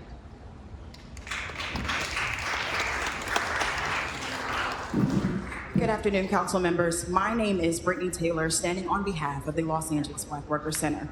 We have done the work. We have developed recommendations to modernize hiring, expand access to good union jobs, build real career pathways, and ensure accountability across the city workforce. These recommendations were unanimously advanced by the Charter Reform Commission, and now they're stalled. Not because they're controversial, not because they're incomplete, but because we cannot get through meet and confer. Justice delayed is truly justice denied. And our conditions are already hard enough. We are in a humanitarian crisis for Black Angelenos and Californians when it comes to unemployment. In Los Angeles County, Black workers face unemployment rates higher than any of our share of our community here in the population. Yet, too often it feels like we are being asked to beg for human basic decencies. Let's be clear, moving these recommendations forward is not a silver bullet to end racism.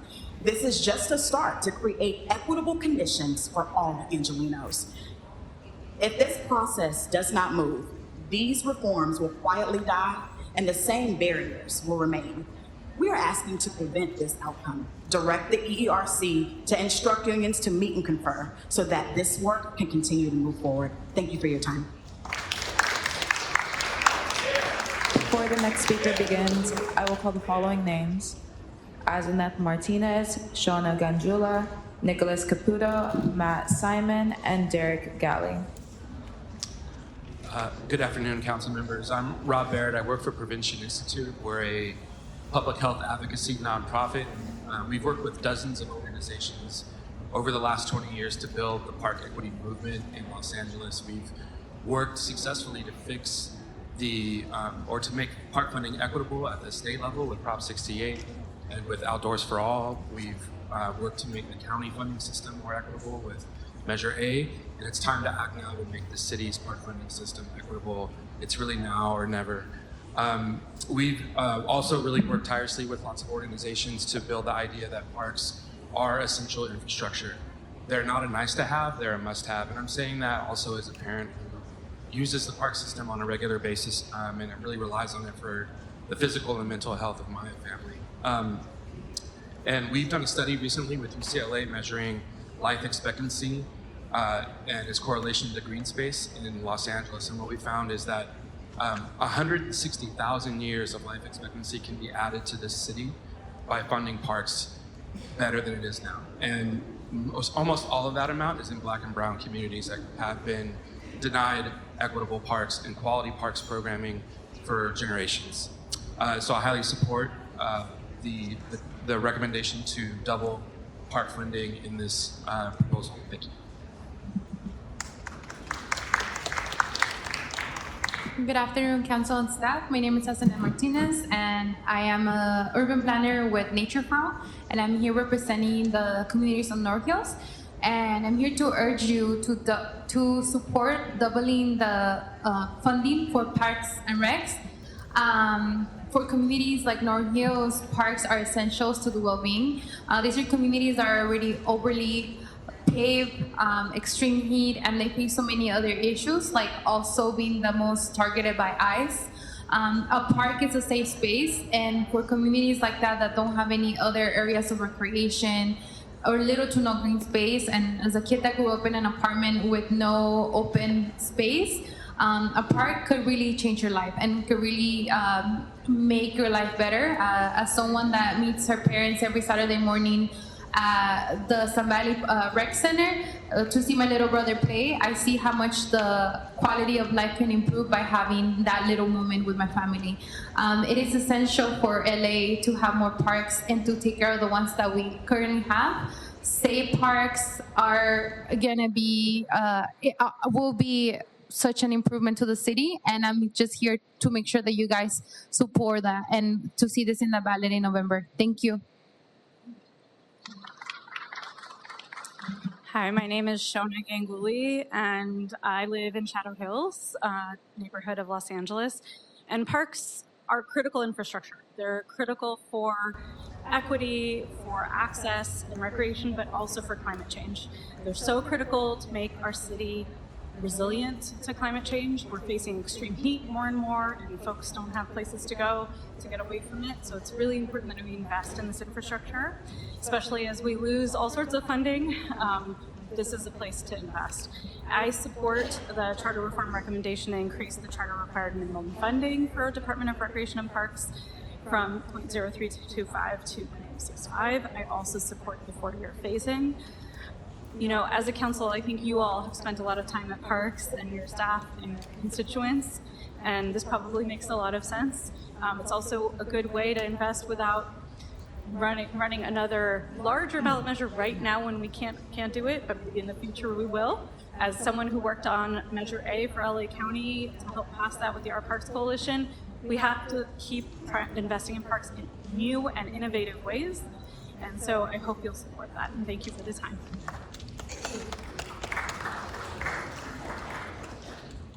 Hey, good to be with you all. My name is Matt Simon. I want to really quickly just uplift parks and police reform, but I'm not here for those issues. I'm an LA Forward member, and I want to say that all their recommendations deserve your consideration. Some of our members were here for basically every meeting of the Charter Reform Commission. I was not one of them. One of the people advocating for a right to counsel and deportation defense in the city charter. We still support that. It's analogous to a Sixth Amendment right to counsel. It belongs in our foundational document as a city. And no one should face the dehumanizing of federal bureaucracy without counsel. So as a result of our advocacy and others, there was a unanimous vote accepting one commissioner who wasn't here for a motion by Commissioner Fuentes. That was in line with our advocacy. It went through the city attorney's process for the language, and we ended up with something a little bit different, but we support both, at least most of both of the outcomes of that, which were, there's a preamble which names due process regardless of immigration status. We strongly support that. And there's also a recommendation in Appendix B for an ordinance to implement a right to counsel for deportation defense. So please remember that, and in a few months when you're done with this process, that was like an outcome. That would be something that has a lot of support in the city. Finally, we have not organized around this, and I don't know about our coalition partners, but there's been discussion of voting for all residents, including non-citizens in the city. I personally support that. I don't think anyone should be governed by people they don't get to vote for. I'll yield the last 2 seconds of my time. Thank you.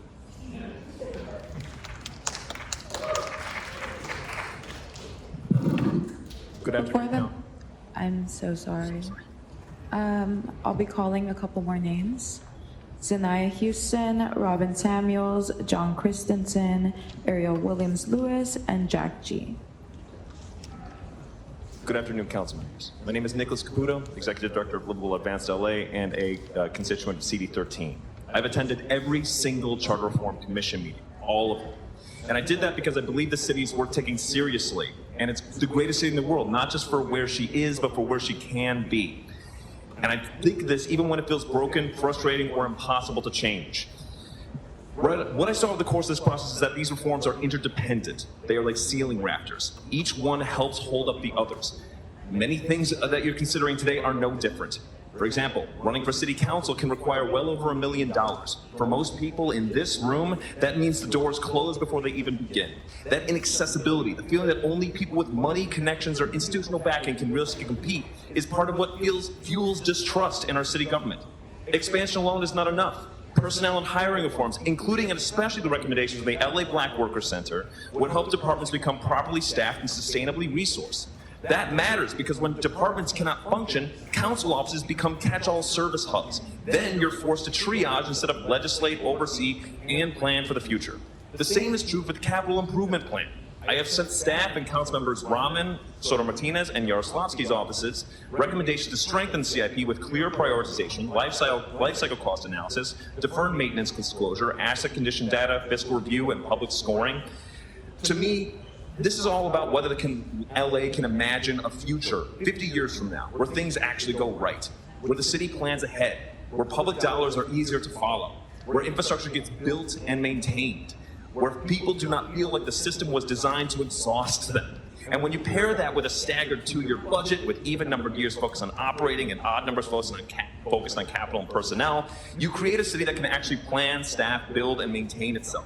I'm asking you to move this thing forward as a package and to treat it as a system because it creates an LA where it's not just the people in this room are benefited, but the people not here yet are. And thank you for everything you do. Thank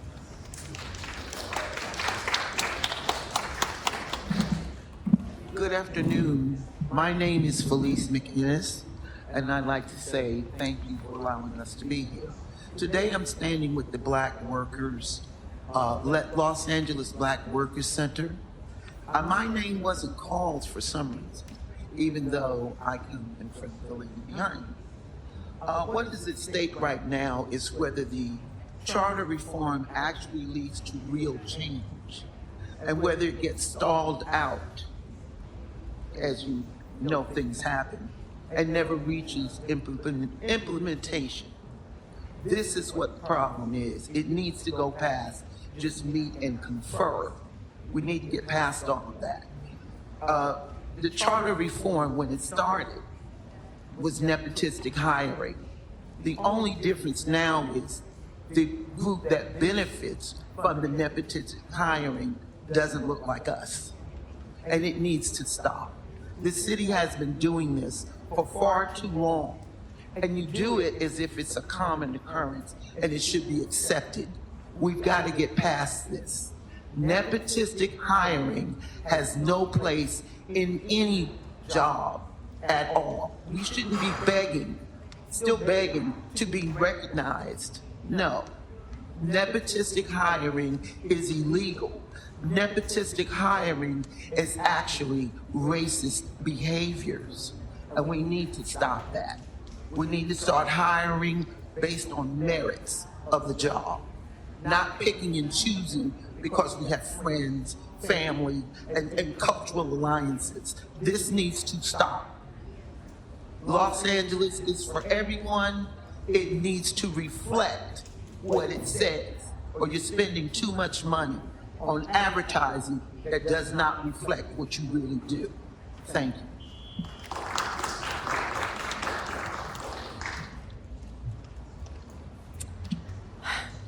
Hi, my name is Robin Samuels. I'm here as a volunteer lay leader who works within a diverse coalition of faith-rooted volunteers.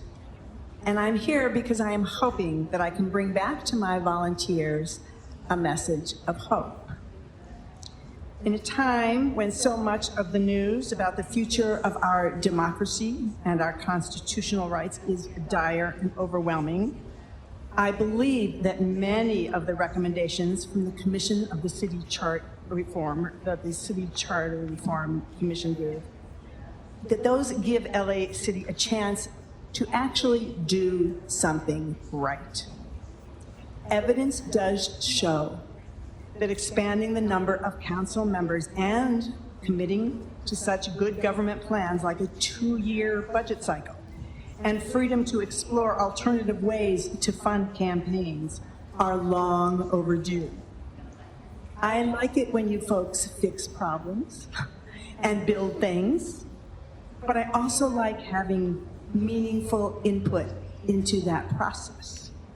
I know that my fellow volunteers from every walk of life feel the same way. And we all want lots of people to vote in November, and those people need to believe that their vote will actually make a difference. Thank you. Before the next speaker begins, I'd like to call a few more names: Bobby Sampson, Ross W., Tyson Baker, and just as a reminder, please do not line up unless your name has been called.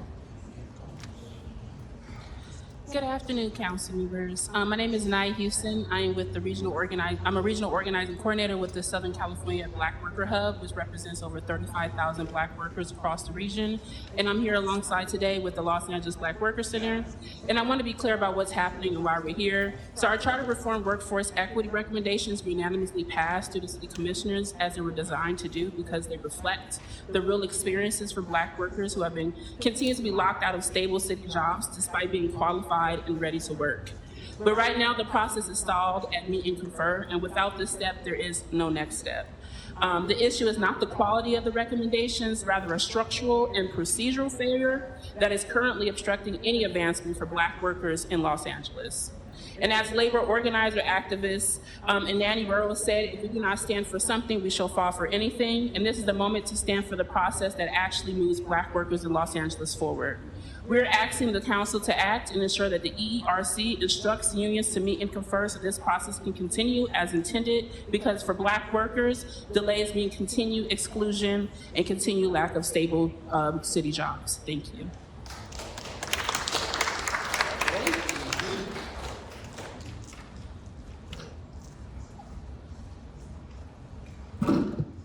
I'm Jack Gross, District 1, longtime listener, first-time caller.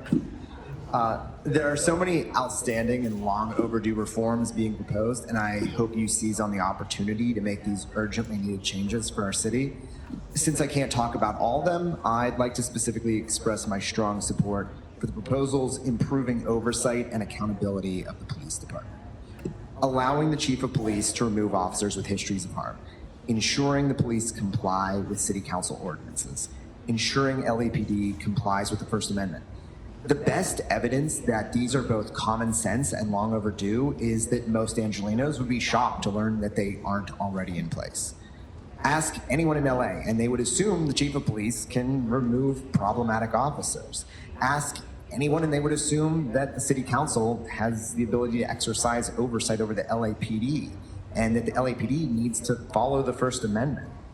Not only does the widespread misunderstanding that these aren't already in place serve as a reminder that these are popular and sensible, it also means that when the city fails to exercise the functions that residents expect, it contributes to the crisis of loss of faith in government. Please correct these errors and bring city government in line with the logical expectations of the residents of LA, so that our government can be more efficient, responsive, accountable, and effective. Thank you.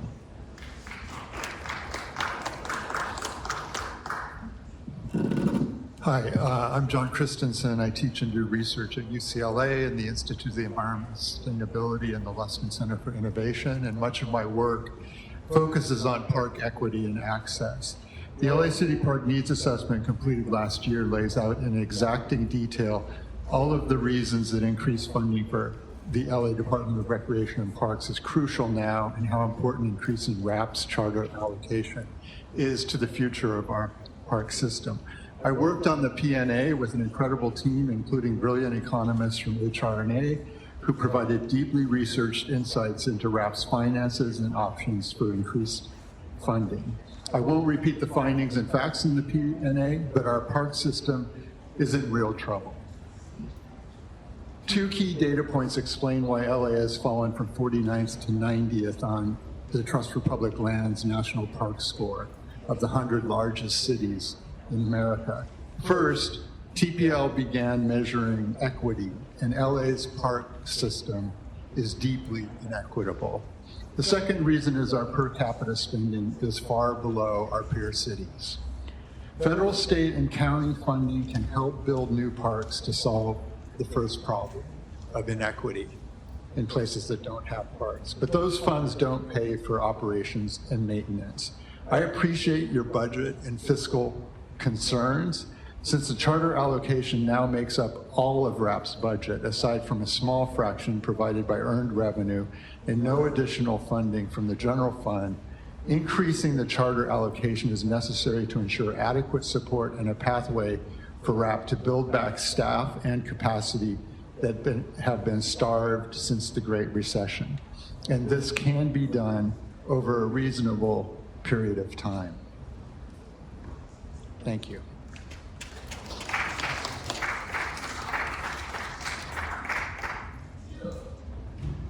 Good afternoon, Mr. President. Good afternoon, City Council, and good afternoon, Angelinos. And everybody who showed up to this in the middle of the week, in the middle of the day, on the last day of the month when rent is due tomorrow. So, I'm here with the Black Worker Center, and I'm here to talk to you about charter reform and the things that we have made, the progress that we have made so far. Charter reform is actually in danger of not actually being realized. We made a lot of recommendations, and these recommendations were not pulled out of thin air. They were from Angelinos all across the Los Angeles, and these black workers are really doing a great job of making sure that the facts are being heard in the form of good data. But none of that matters if this process continues to be stalled. Because right now, it is in meet and confer mode. So if we don't use this as an opportunity and you use your authority to speak to the EERC to move this process forward, this is in danger of not only not becoming realized, but also of being pushed under the rug entirely. And we cannot let that happen as Angelinos, because you guys are Angelinos too. And I know that you want to see the best for your city just like we do. So help us help you, and let us work together to fight bureaucracy and to fight things that just go on and on and on with the process. So if we fight together, we will win. Because when we fight, we win. When we fight, we win. And let's continue to fight together as a unit. Thank you so much for your time. Good night, and God bless.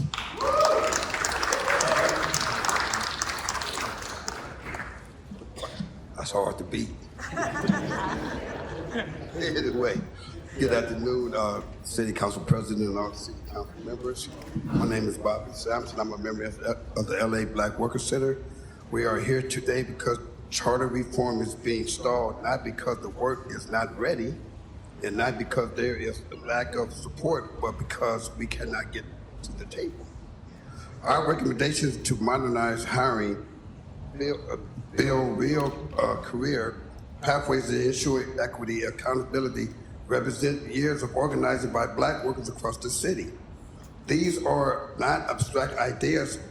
They are grounded with practical, solutions to barriers that workers face every day. Right now, those solutions are stuck in meet and confer, and they are at real risk of never moving forth.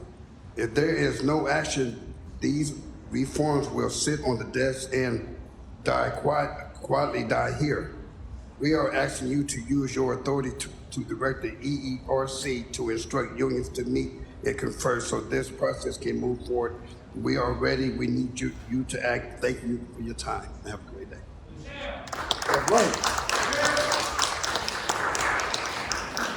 Before the next speaker begins, I'll call the following names: Robin Mark, Edna Robidas, Amy Percher, Lauren Akim, and Tyson Baker. Good afternoon, council members. I'm Ross Weisstrasser, resident of Council District 13 with the Fair Rep LA Coalition, speaking as an individual.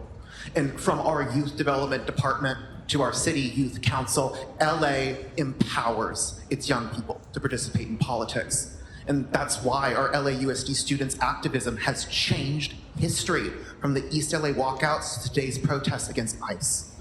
By lowering the voting age to 16 for LAUSD and citywide elections, as we already do for our neighborhood councils, you have the chance to tell young Angelenos who are facing uncertain futures, whose parents are being taken from them by ICE, that they deserve to have a direct say in LA city politics, in their education, in their future.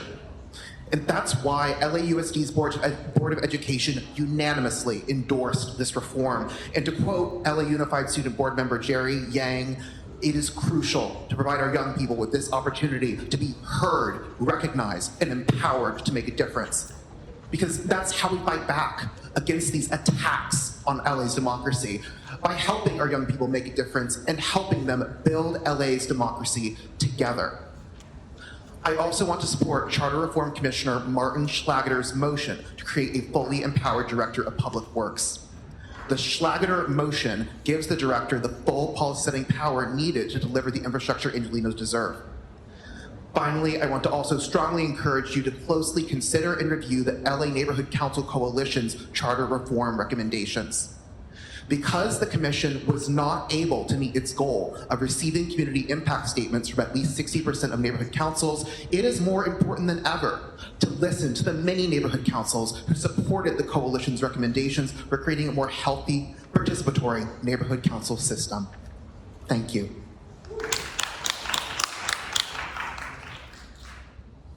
Hello, my name is Edna Rabaitis, and I've worked as a park professional in Los Angeles for over 11 years. Through that time, I've seen firsthand the dedication of Rec and Park staff doing so much with so little. I've also lost count of the number of times colleagues and advocates have had to turn out to stop drastic cuts to an already insufficient parks budget. Parks are crucial to quality of life and health, and Los Angeles deserves a dedicated, sustainable stream of funding to maintain and build parks, to meet open space and recreation needs of all Angelenos. That is why I support doubling the charter-required minimum funding for recreation and parks, and I support the motion filed yesterday to phase this increase over 4 years to ensure fiscal responsibility. Thank you so much.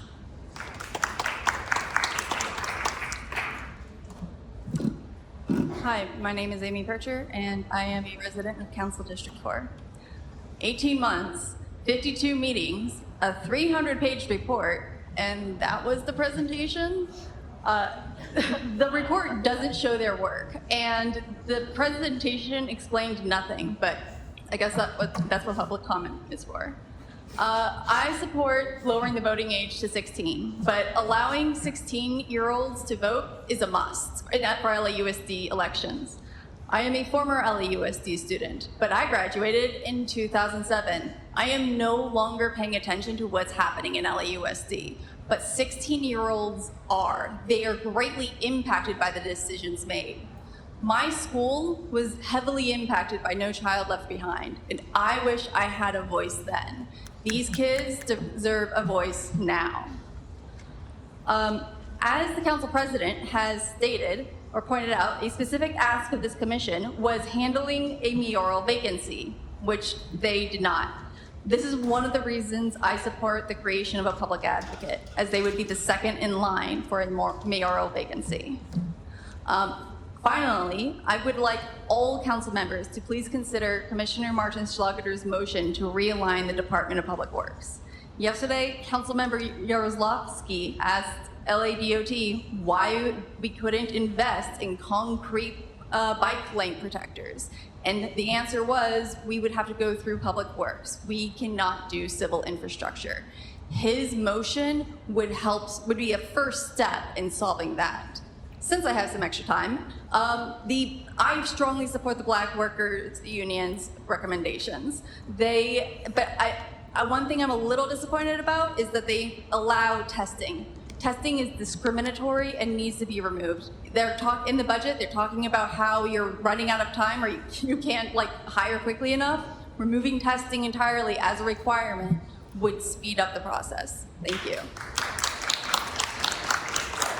Before the next speaker begins, I'll be calling Esther Marguillas, Michael Feinstein, Pat Bates, Robert Loya, and Philip Murphy. Grand Rising. My name is Andreen Scott, and I am a member leader at the Los Angeles Black Worker Center. So I'm not going to rehash a lot of things that you've already heard, but the main thing that everyone is trying to say is that we need for you all to instruct the EERC to initiate, meet, and confer. I mean, if you didn't hear anything else, we hope you heard that. We passed phase 1, but now we hit this brick wall, so we need to get meet and confer passed. Thank you. Good afternoon. My name is Lauren Akiem, and I'm the Climate Director for the LA Alliance for a New Economy, and I'm also a mom that spends most of my time outside of work in the park system in the city, and I'm here to echo the encouragement to double the allocation to the park system. The park system provides a lot of services and spaces that working families need, and expanding the staffing at the park system would create new union jobs and help stabilize the union jobs in our park system that help keep our communities safe, and our working class communities deserve these spaces for respite and celebration, and they also deserve clean bathrooms. So thank you so much for all of your work and for this consideration.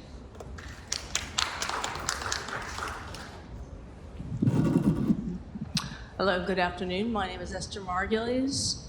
Where do I start? I am a former West LA Area Planning Commissioner for about 9 years, but I'm not coming here to talk about that topic, because I see that it is also part of the charter reform, but I do want to say that there is a lot of time, effort, and heart and soul that's invested in those planning commissions. Please don't make those decisions lightly. I am here to support doubling the funding for LA parks.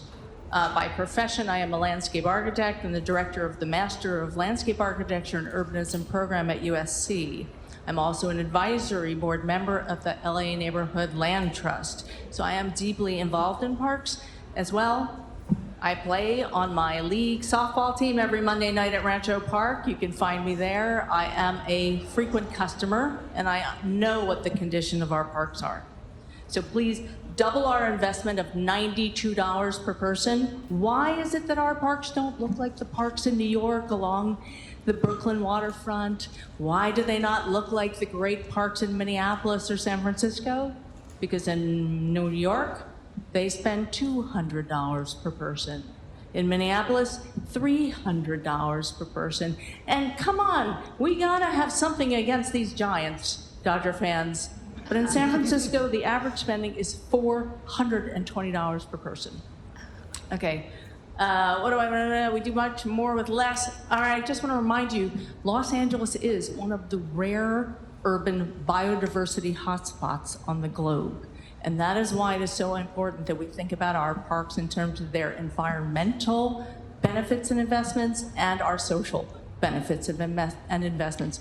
Please be careful when you're thinking about the sale of non-usable park space. We don't know what our parks will be in 50 or 100 years from now. Our climate is only getting hotter. Please keep that in mind.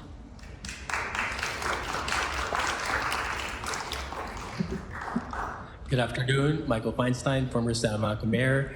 Moving to ranked choice voting would be a substantial improvement over your city's outdated contingent runoff system. Number one, you're empowering voters to express their preferences over more candidates, helping build the trust in the system that you talked about in your statements before.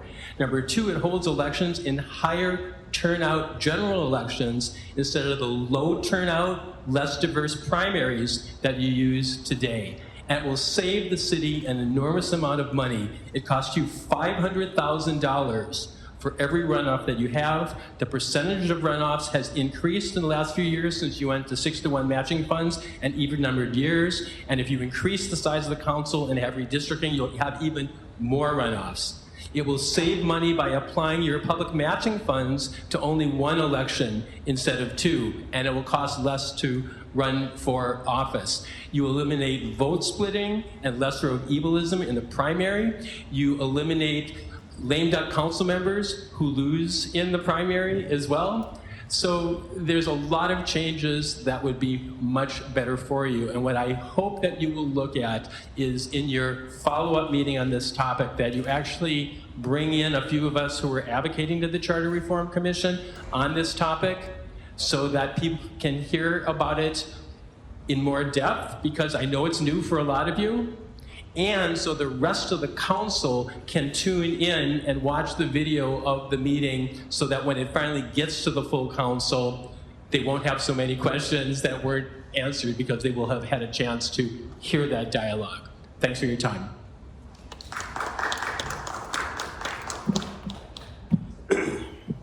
City Council, I'm here to requesting to preserve the existing structure, the charter structure governing the Ports of LA and Long Beach, and decline the advance proposals.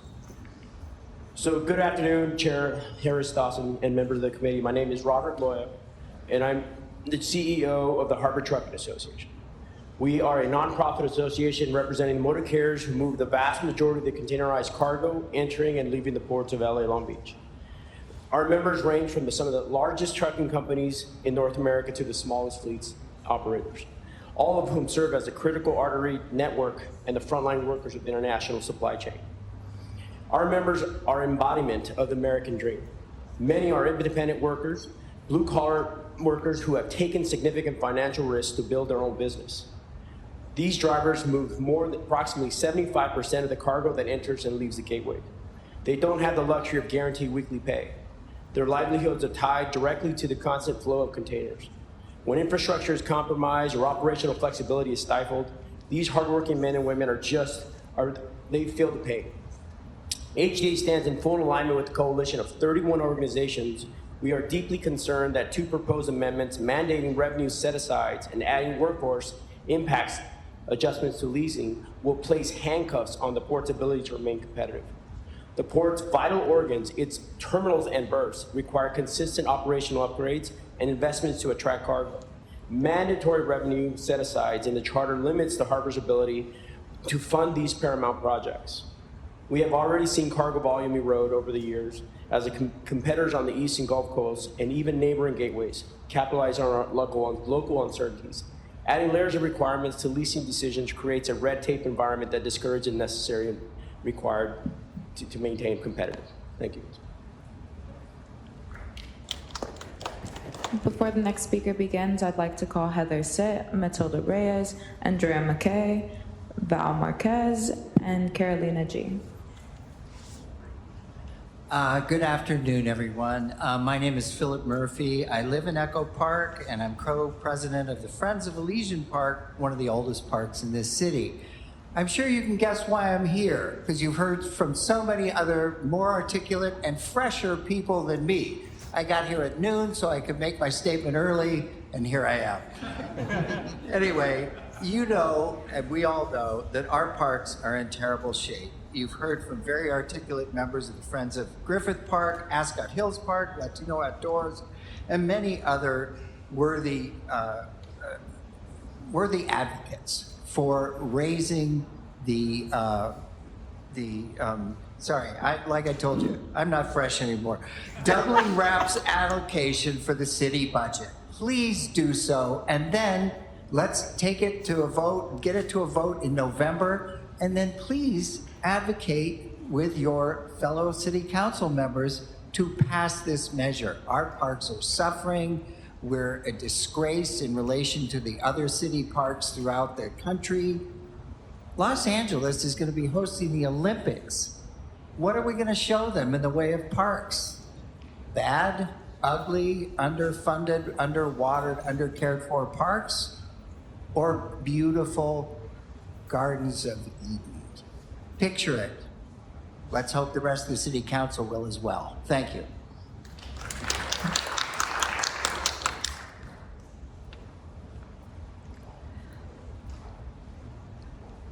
Good afternoon, council members, and thank you for the opportunity to provide public comment. My name is Matilda Reyes. I'm a project manager with the Trust for Public Land. Let me first start by saying I care about parks. I support increasing the charter required minimum funding for RAP by doubling their allocation. I was very happy to learn the motion filed yesterday by city leaders to phase in the parks funding increase over 4 years, just like Measure L did for libraries back in 2011. This matters to me because our parks are in critical need of staffing, repair, and maintenance. The additional investment also means keeping our parks open and safe. This matters to me because families can enjoy and play outdoors, and for a moment in time, they can forget about their problems and the problems of the world. What could be better than that? Therefore, I ask the Rules Committee to move the charter reform proposal forward and double RAP's allocation with a 4-year phasing so that we, the voters, can decide in November. Thank you. Good afternoon. My name is Andrea Mackey, she, her, hers, and born and raised in LA, based in CD4, and alongside LA Forward, I'd like to support the Commission's proposal to update the charter with a preamble as a statement of values. Including the statement, we affirm the importance of compassion, fairness, due process, and support for all residents, regardless of immigration status.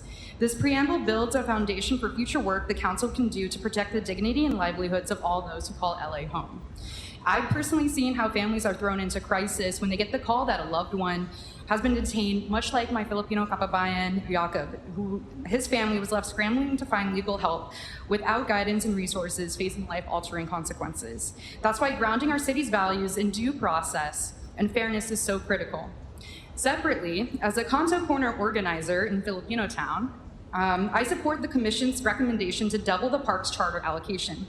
As a Kanto Corner organizer, we host free community festivals at Unidad Park with Council Member Hugo Soto Martinez and the Neighborhood Land Trust. And we've been being able to bring out bangers of a festival. We have families coming together. We're celebrating culture, creating special memories, bringing out businesses, and these spaces matter. And so please help pass these reforms and others supported by LA Forward. Thank you.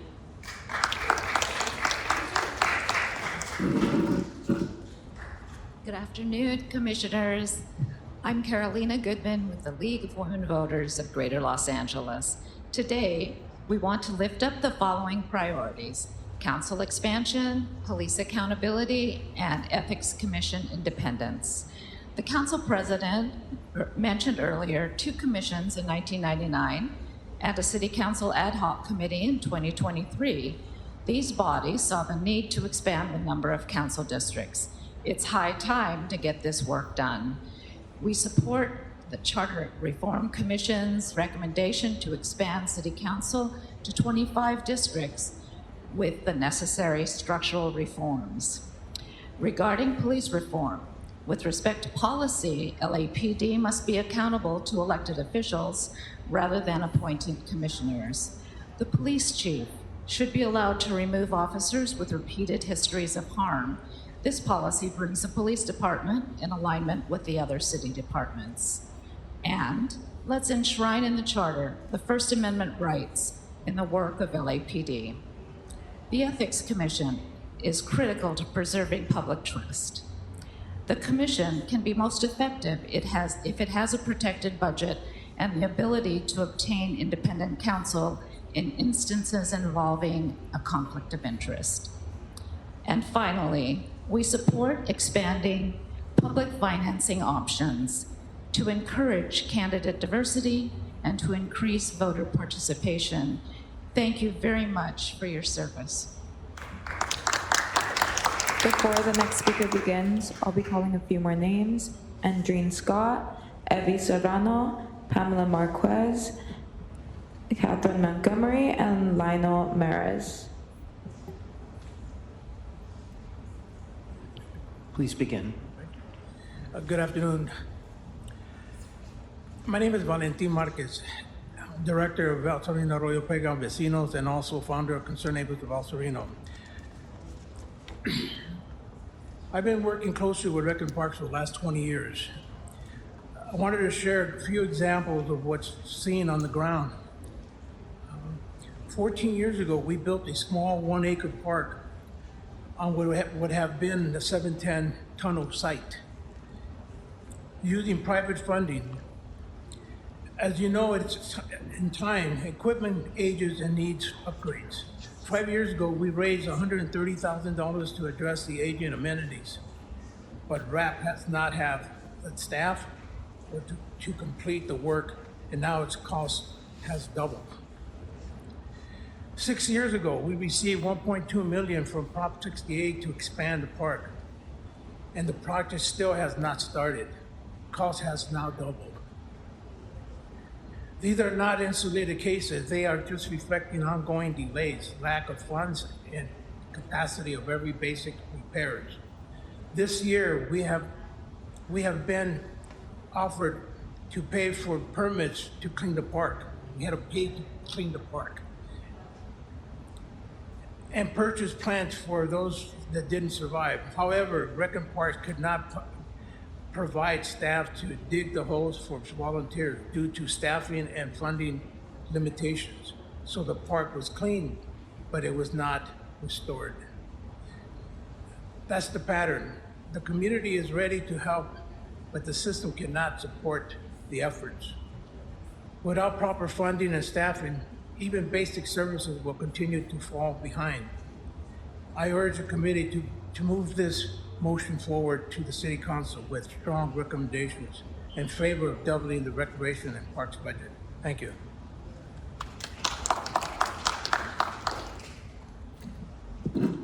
Good afternoon, buenas tardes. Thank you for holding on for so long. My name is Abby Serrano, and I absolutely love parks.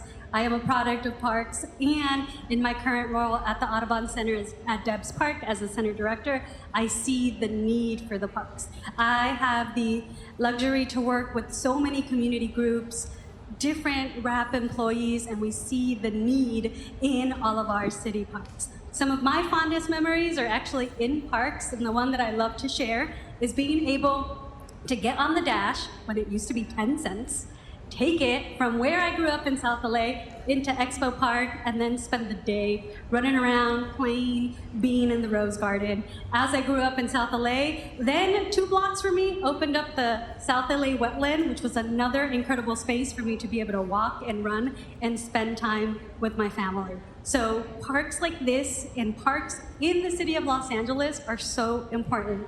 Ernest T. Debs Regional Park is a gem in the city, and we work to get more people out there. So I am here to encourage all of you to please move forward with the charter reform recommendation to increase the charter required minimum funding of the Department of Recreation and Parks from 0.025 to 0.065. It's still less than 1%, and it would make such a big difference to community members like myself, born and raised Angelino, that looks forward to community events in all of our local parks. So thank you so much for your time, and I hope that this moves forward.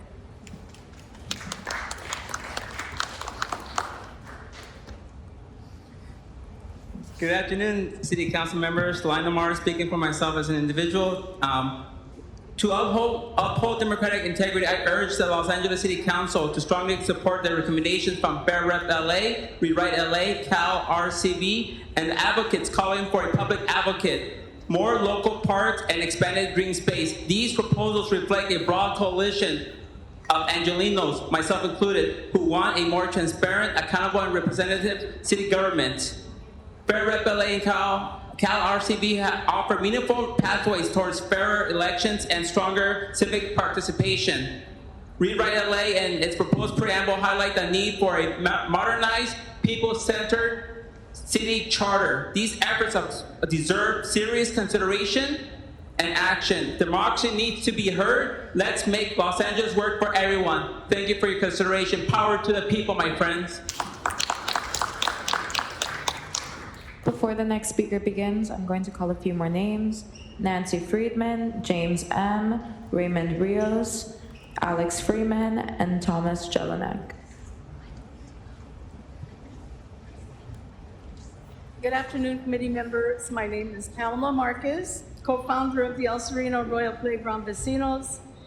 We're a group of community volunteers who proudly serve as stewards of the playground since it opened in 2012. Our neighborhood park is fortunate. It reflects the dedication, pride, and care given by the vecinos who help keep it safe and beautiful. But even with that commitment, there is only so much we can do without consistent support, and that's why this moment matters. Los Angeles is a world-class city, but right now, it ranks near the bottom of how effectively we invest in parks. And that shows up in real ways. Families without safe places to gather, children without room to play, and seniors without accessible spaces to walk with dignity and peace of mind. For many residents, especially in underserved community, parks aren't an extra. They are their only backyard, their place of belonging, and their place to breathe. In my community, I've seen firsthand what a park can mean. It's where children laugh and play, where families come together, and where neighbors build a sense of belonging and pride. You have the ability today to move something forward that touches every neighborhood in Los Angeles, and to give the people of the city a voice in that future. This charter reform proposal is not the final step, it's the fair step. Because this is about more than funding. It's about equity, it's about well-being, it's about pride in ourselves and in our community. Cities that invest in parks are healthier, safer, and more competitive.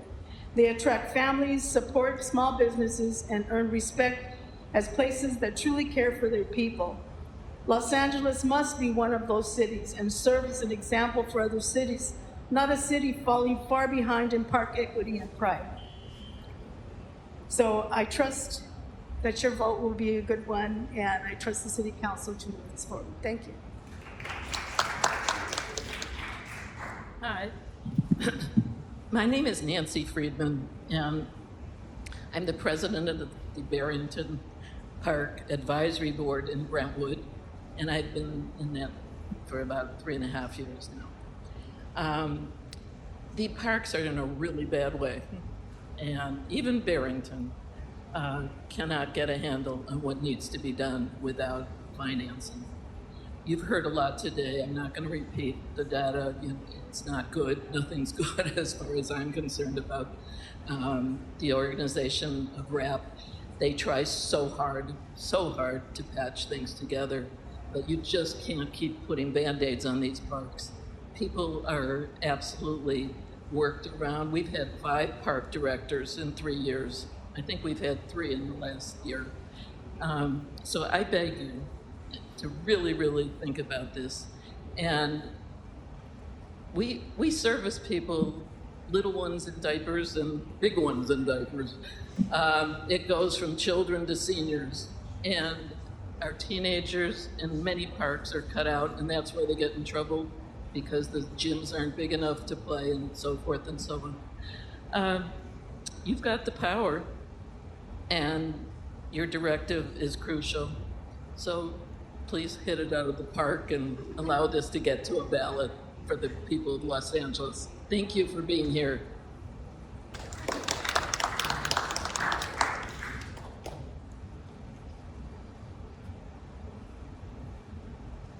Sorry about that. My name is Raymond Rios. 66-year Angelino out of Boyle Heights, El Sereno, and even Lincoln Heights. We're products of LA City Parks ourselves. We were born and raised in them.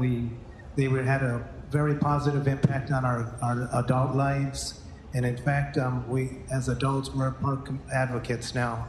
We work with the Hazard Park, Lincoln Park, Ascot Hills Nature Park. And I don't have to tell you that funding is always a challenge for us. We bring in a lot of beautiful amenities to the parks, but it is so slow. We have an $8.2 million Prop 68 project at Hazard Park. It's been there since 2021, hasn't moved. So we definitely need funding for our parks, and we just ask that this committee support the Charter Commission's recommendations to double the funding and move this forward to the November ballot. We thank you for your time.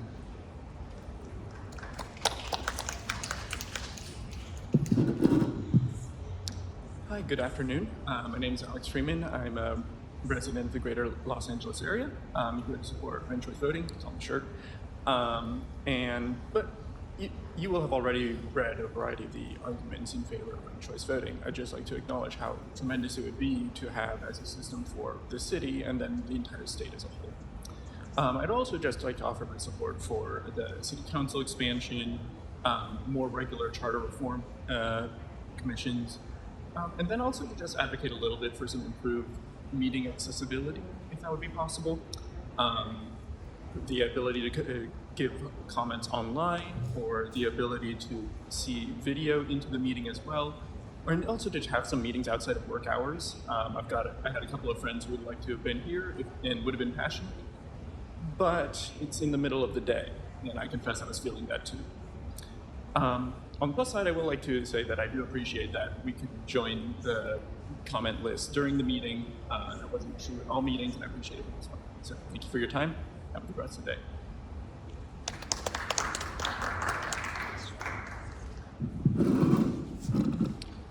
Honored council members, my name is James, and I'm one of a small team that has attended around 93 hours, 46 minutes of charter commission meetings and spent around 120 hours on this project outside of it.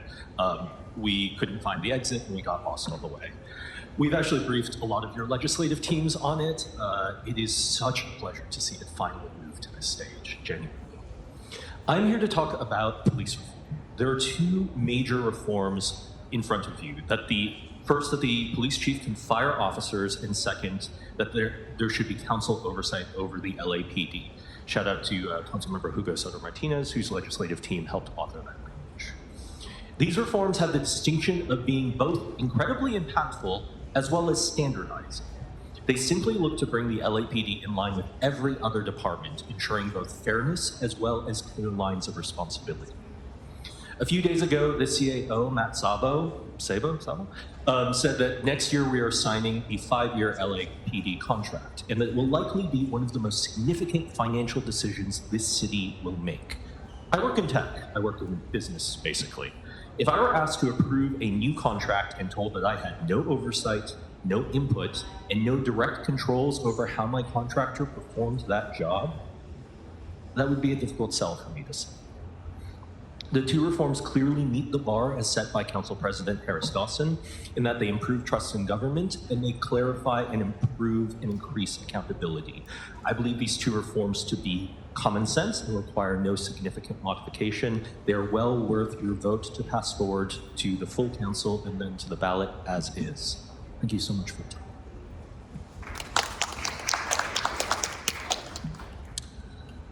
Good afternoon, council members. My name is Thomas Yelenovich with the Pacific Merchant Shipping Association. Our members include ocean carriers, terminal operators, and maritime stakeholders who rely on the Port of Los Angeles as a globally competitive gateway. We are deeply concerned that the proposed charter amendments would undermine that competitiveness, particularly in light of the fact that the Port of Los Angeles has lost more than 20% of its market share since 2006. The port operates under the State Tidelands Trust, and the current governance model ensures compliance with those legal obligations while enabling efficient operations.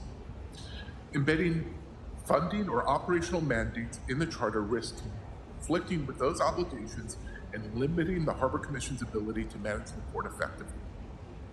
Just as importantly, it sends a wrong signal to global markets. In a highly competitive environment, even small increases in uncertainty can shift cargo flows to other ports.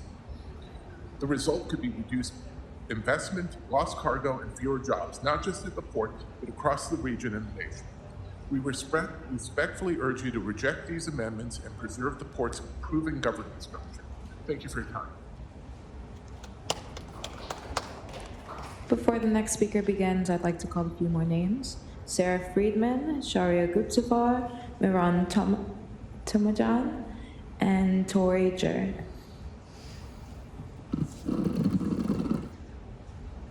Buenas tardes, miembros del Consejo. Good afternoon. Mi nombre es Sonia Ferreira.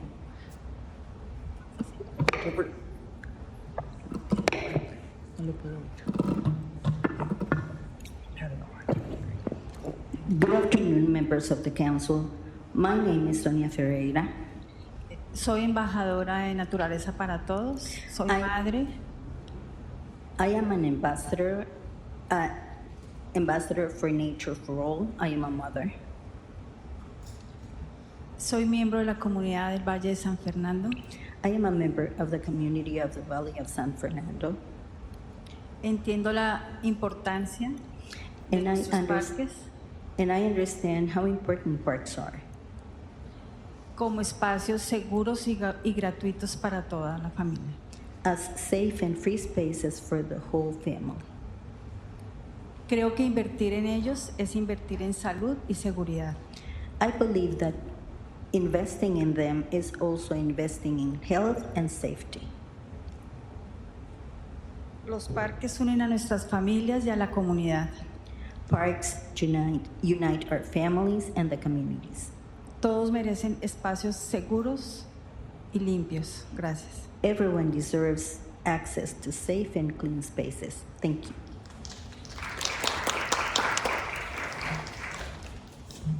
Hi, my name is Sarah Freeman. I'm here with the Trust for Public Land.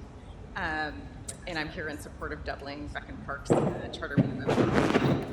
I'm relatively new with Trust for Public Land, but I'm a longtime climate and environmental activist.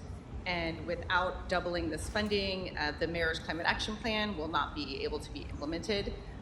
Core pieces around green jobs, protecting biodiversity, water, native plants.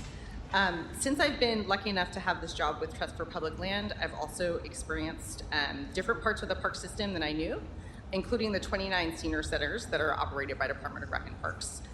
There's one in each council district at a minimum, and very few of them are open on weekends. Almost none of them are opened on Sundays. This means that seniors do not get food delivery. This basically means that we are not taking care of the vulnerable in our city. We're not taking care of our elders. We're not taking care of our youth. So investments in our rec centers to basically fix broken buildings so our kids have a safe place to play and our seniors can operate and have activities, a safe place to go and to eat is really what makes a city a livable place or one that does not take care of its people. So I thank you for your time. I know you'll do the right thing. And thank you for everything.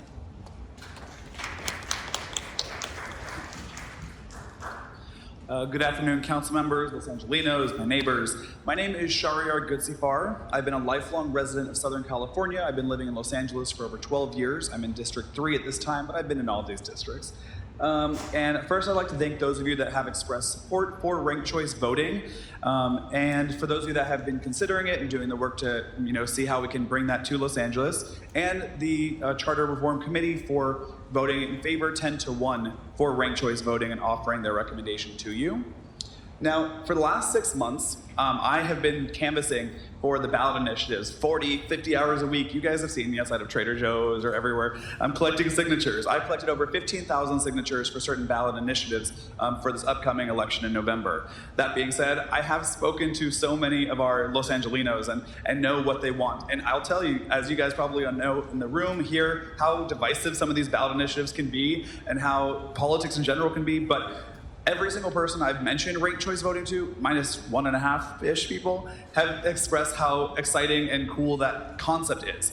And for those of you in the room that don't know what ranked choice voting is, this is how I explain it when I'm out there in the field. Essentially, as opposed to just voting for one person in any election, it allows you to pick your first choice, your second choice, third choice. So that way you can vote for someone who you really want and who really believe in, and in case they don't make it to the next, they don't make the numbers that they need, you're not throwing away a vote. It still will then carry on and keep going. That's the simplistic version. Obviously, you guys have heard all the technical version. But once people hear it, I think anyone in Los Angeles think that's a great idea.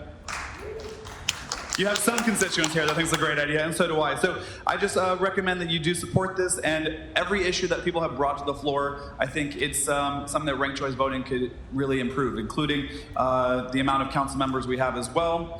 And thank you very much for your time. Appreciate it. Before the next speaker begins, can I have Audrey Sue, Chad S., and Diana Molina? Good afternoon, Honorable Council President and council members. I'm Miran Tumajan, representing NAIOP SoCal, the Commercial Real Estate Development Association. Our members develop a wide range of asset classes in commercial real estate across the city of Los Angeles. Several of our members invest in and develop the industrial and logistics infrastructure that supports the port ecosystem, warehouses, distribution centers, and transportation facilities throughout Southern California. That investment depends on confidence in stable governance, predictable policy, and long-term planning. For the Port of Los Angeles, the current charter framework provides exactly that. It clearly separates governance from operations, allowing the Harbor Commission to manage assets, revenues, and leasing decisions with professional expertise and flexibility. The proposed amendments would blur that line by embedding programmatic requirements directly into the charter. That introduces uncertainty into leasing, financing, and development decisions, which ultimately discourages investment. If investment slows, so does job creation, infrastructure modernization, and economic growth across the region. We urge you to preserve the Charter's existing structure and ensure the port remains a reliable foundation for continued development. Thank you.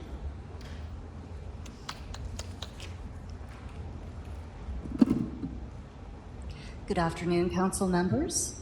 I'm Audrey Sue, the Urban Resilience Director with Los Angeles Waterkeeper, and today I'm urging you to support the Charter Reform Commission's proposal to double the Recreation and Parks Department's charter allocation. Please move this measure to the November ballot. Now, we're at the end of Earth Month, and it's a time to celebrate the environment, and Mother's Day is around the corner. Don't forget. I'd like to recognize Mother Nature as the mother of all engineers. There's so much inspiration we can take from her designs to make our cities more resilient. For instance, shade trees in natural spaces break up urban heat islands, capture stormwater, and improve air quality. This is why parks are some of the most important climate infrastructure, and this is critical as LA experiences new and worsening climate impacts. So stable funding ensures that these spaces can provision natural services over the long term. Thanks for your time today.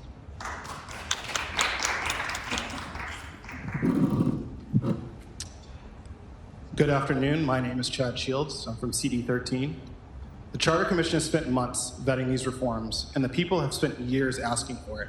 Now you only have weeks to help us make these reforms a reality. I'm here to highlight restoring council oversight to the police and pairing council expansion with ranked choice voting. We keep hearing that police reform politicizes the department, but we all know everything is political. Every policy enacted or rejected which leads to a settlement is theft from Angelenos. Millions that could go to parks, to infrastructure, to housing. We are simply asking that those choices also be dictated by leaders accountable to the ballot box and not just an appointed board. On expansion and RCV, these are about moving LA off the list of the least representative cities in the country. Right now, we have 15 people representing over 4 million residents. The math doesn't work for a modern city. More seats and ranked ballots don't confuse voters, they empower them. And finally, I just want to support Councilmember Soto Martinez's push for non-citizen voting. Our neighbors who live, work, and pay taxes, they're stakeholders in the city as well. And if you contribute to the soul and the economy of LA, you deserve to have a voice in its government. Don't just legislate for this election cycle, legislate for the next generations. Move these and the other reforms forward. Thank you very much.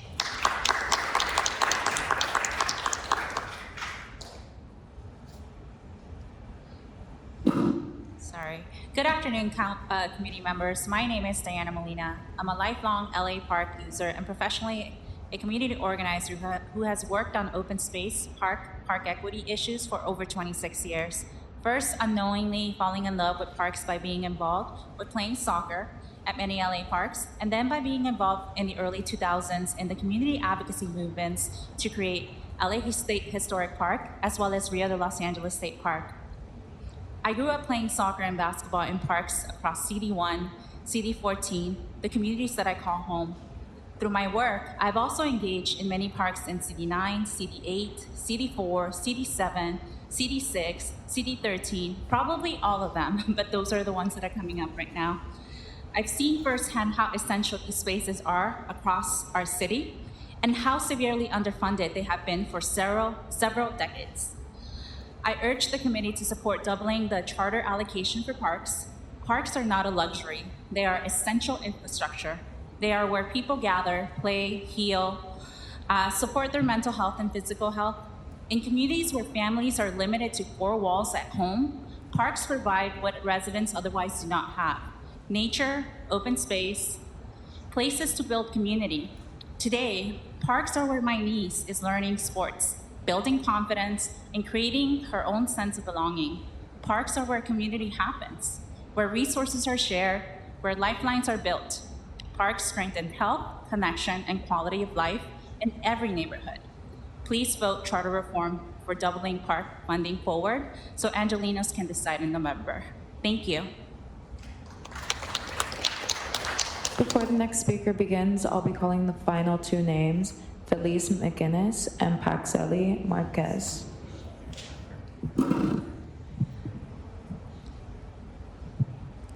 Good afternoon, council members. My name is Paxeli. I'm one of the co-leaders of LA Forward's Immigrant Justice Working Group. First, I want to thank Councilmember Soto Martinez for formally introducing resident voting to the conversation. Now more than ever, incorporated charter reforms centered on immigrant justice matters. In partnership with Represent LA, we believe enshrining the right to counsel in deportation defense will ensure Angelenos who need this life-saving support will receive it. In addition to the preamble that references our perspective, I would like to direct your attention to Appendix B. Appendix B references the development of an ordinance that would ensure the right to counsel in deportation defense. However, this is a first step. Enshrining the right to counsel in deportation defense would guarantee due process to many who are being deported at record rate. We need to hold the line for our fellow Angelenos. And with the extra time I have, I also want to thank Commissioner Fuentes, who this wouldn't be possible without her. Thank you so much, everyone.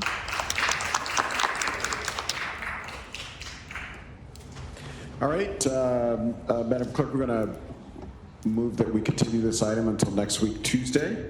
I want to thank everybody that came out to hear and thank all of our committee members for being able to stay for the balance of public comment as well as the commission staff. And we'll see you all next week. Thank you so much.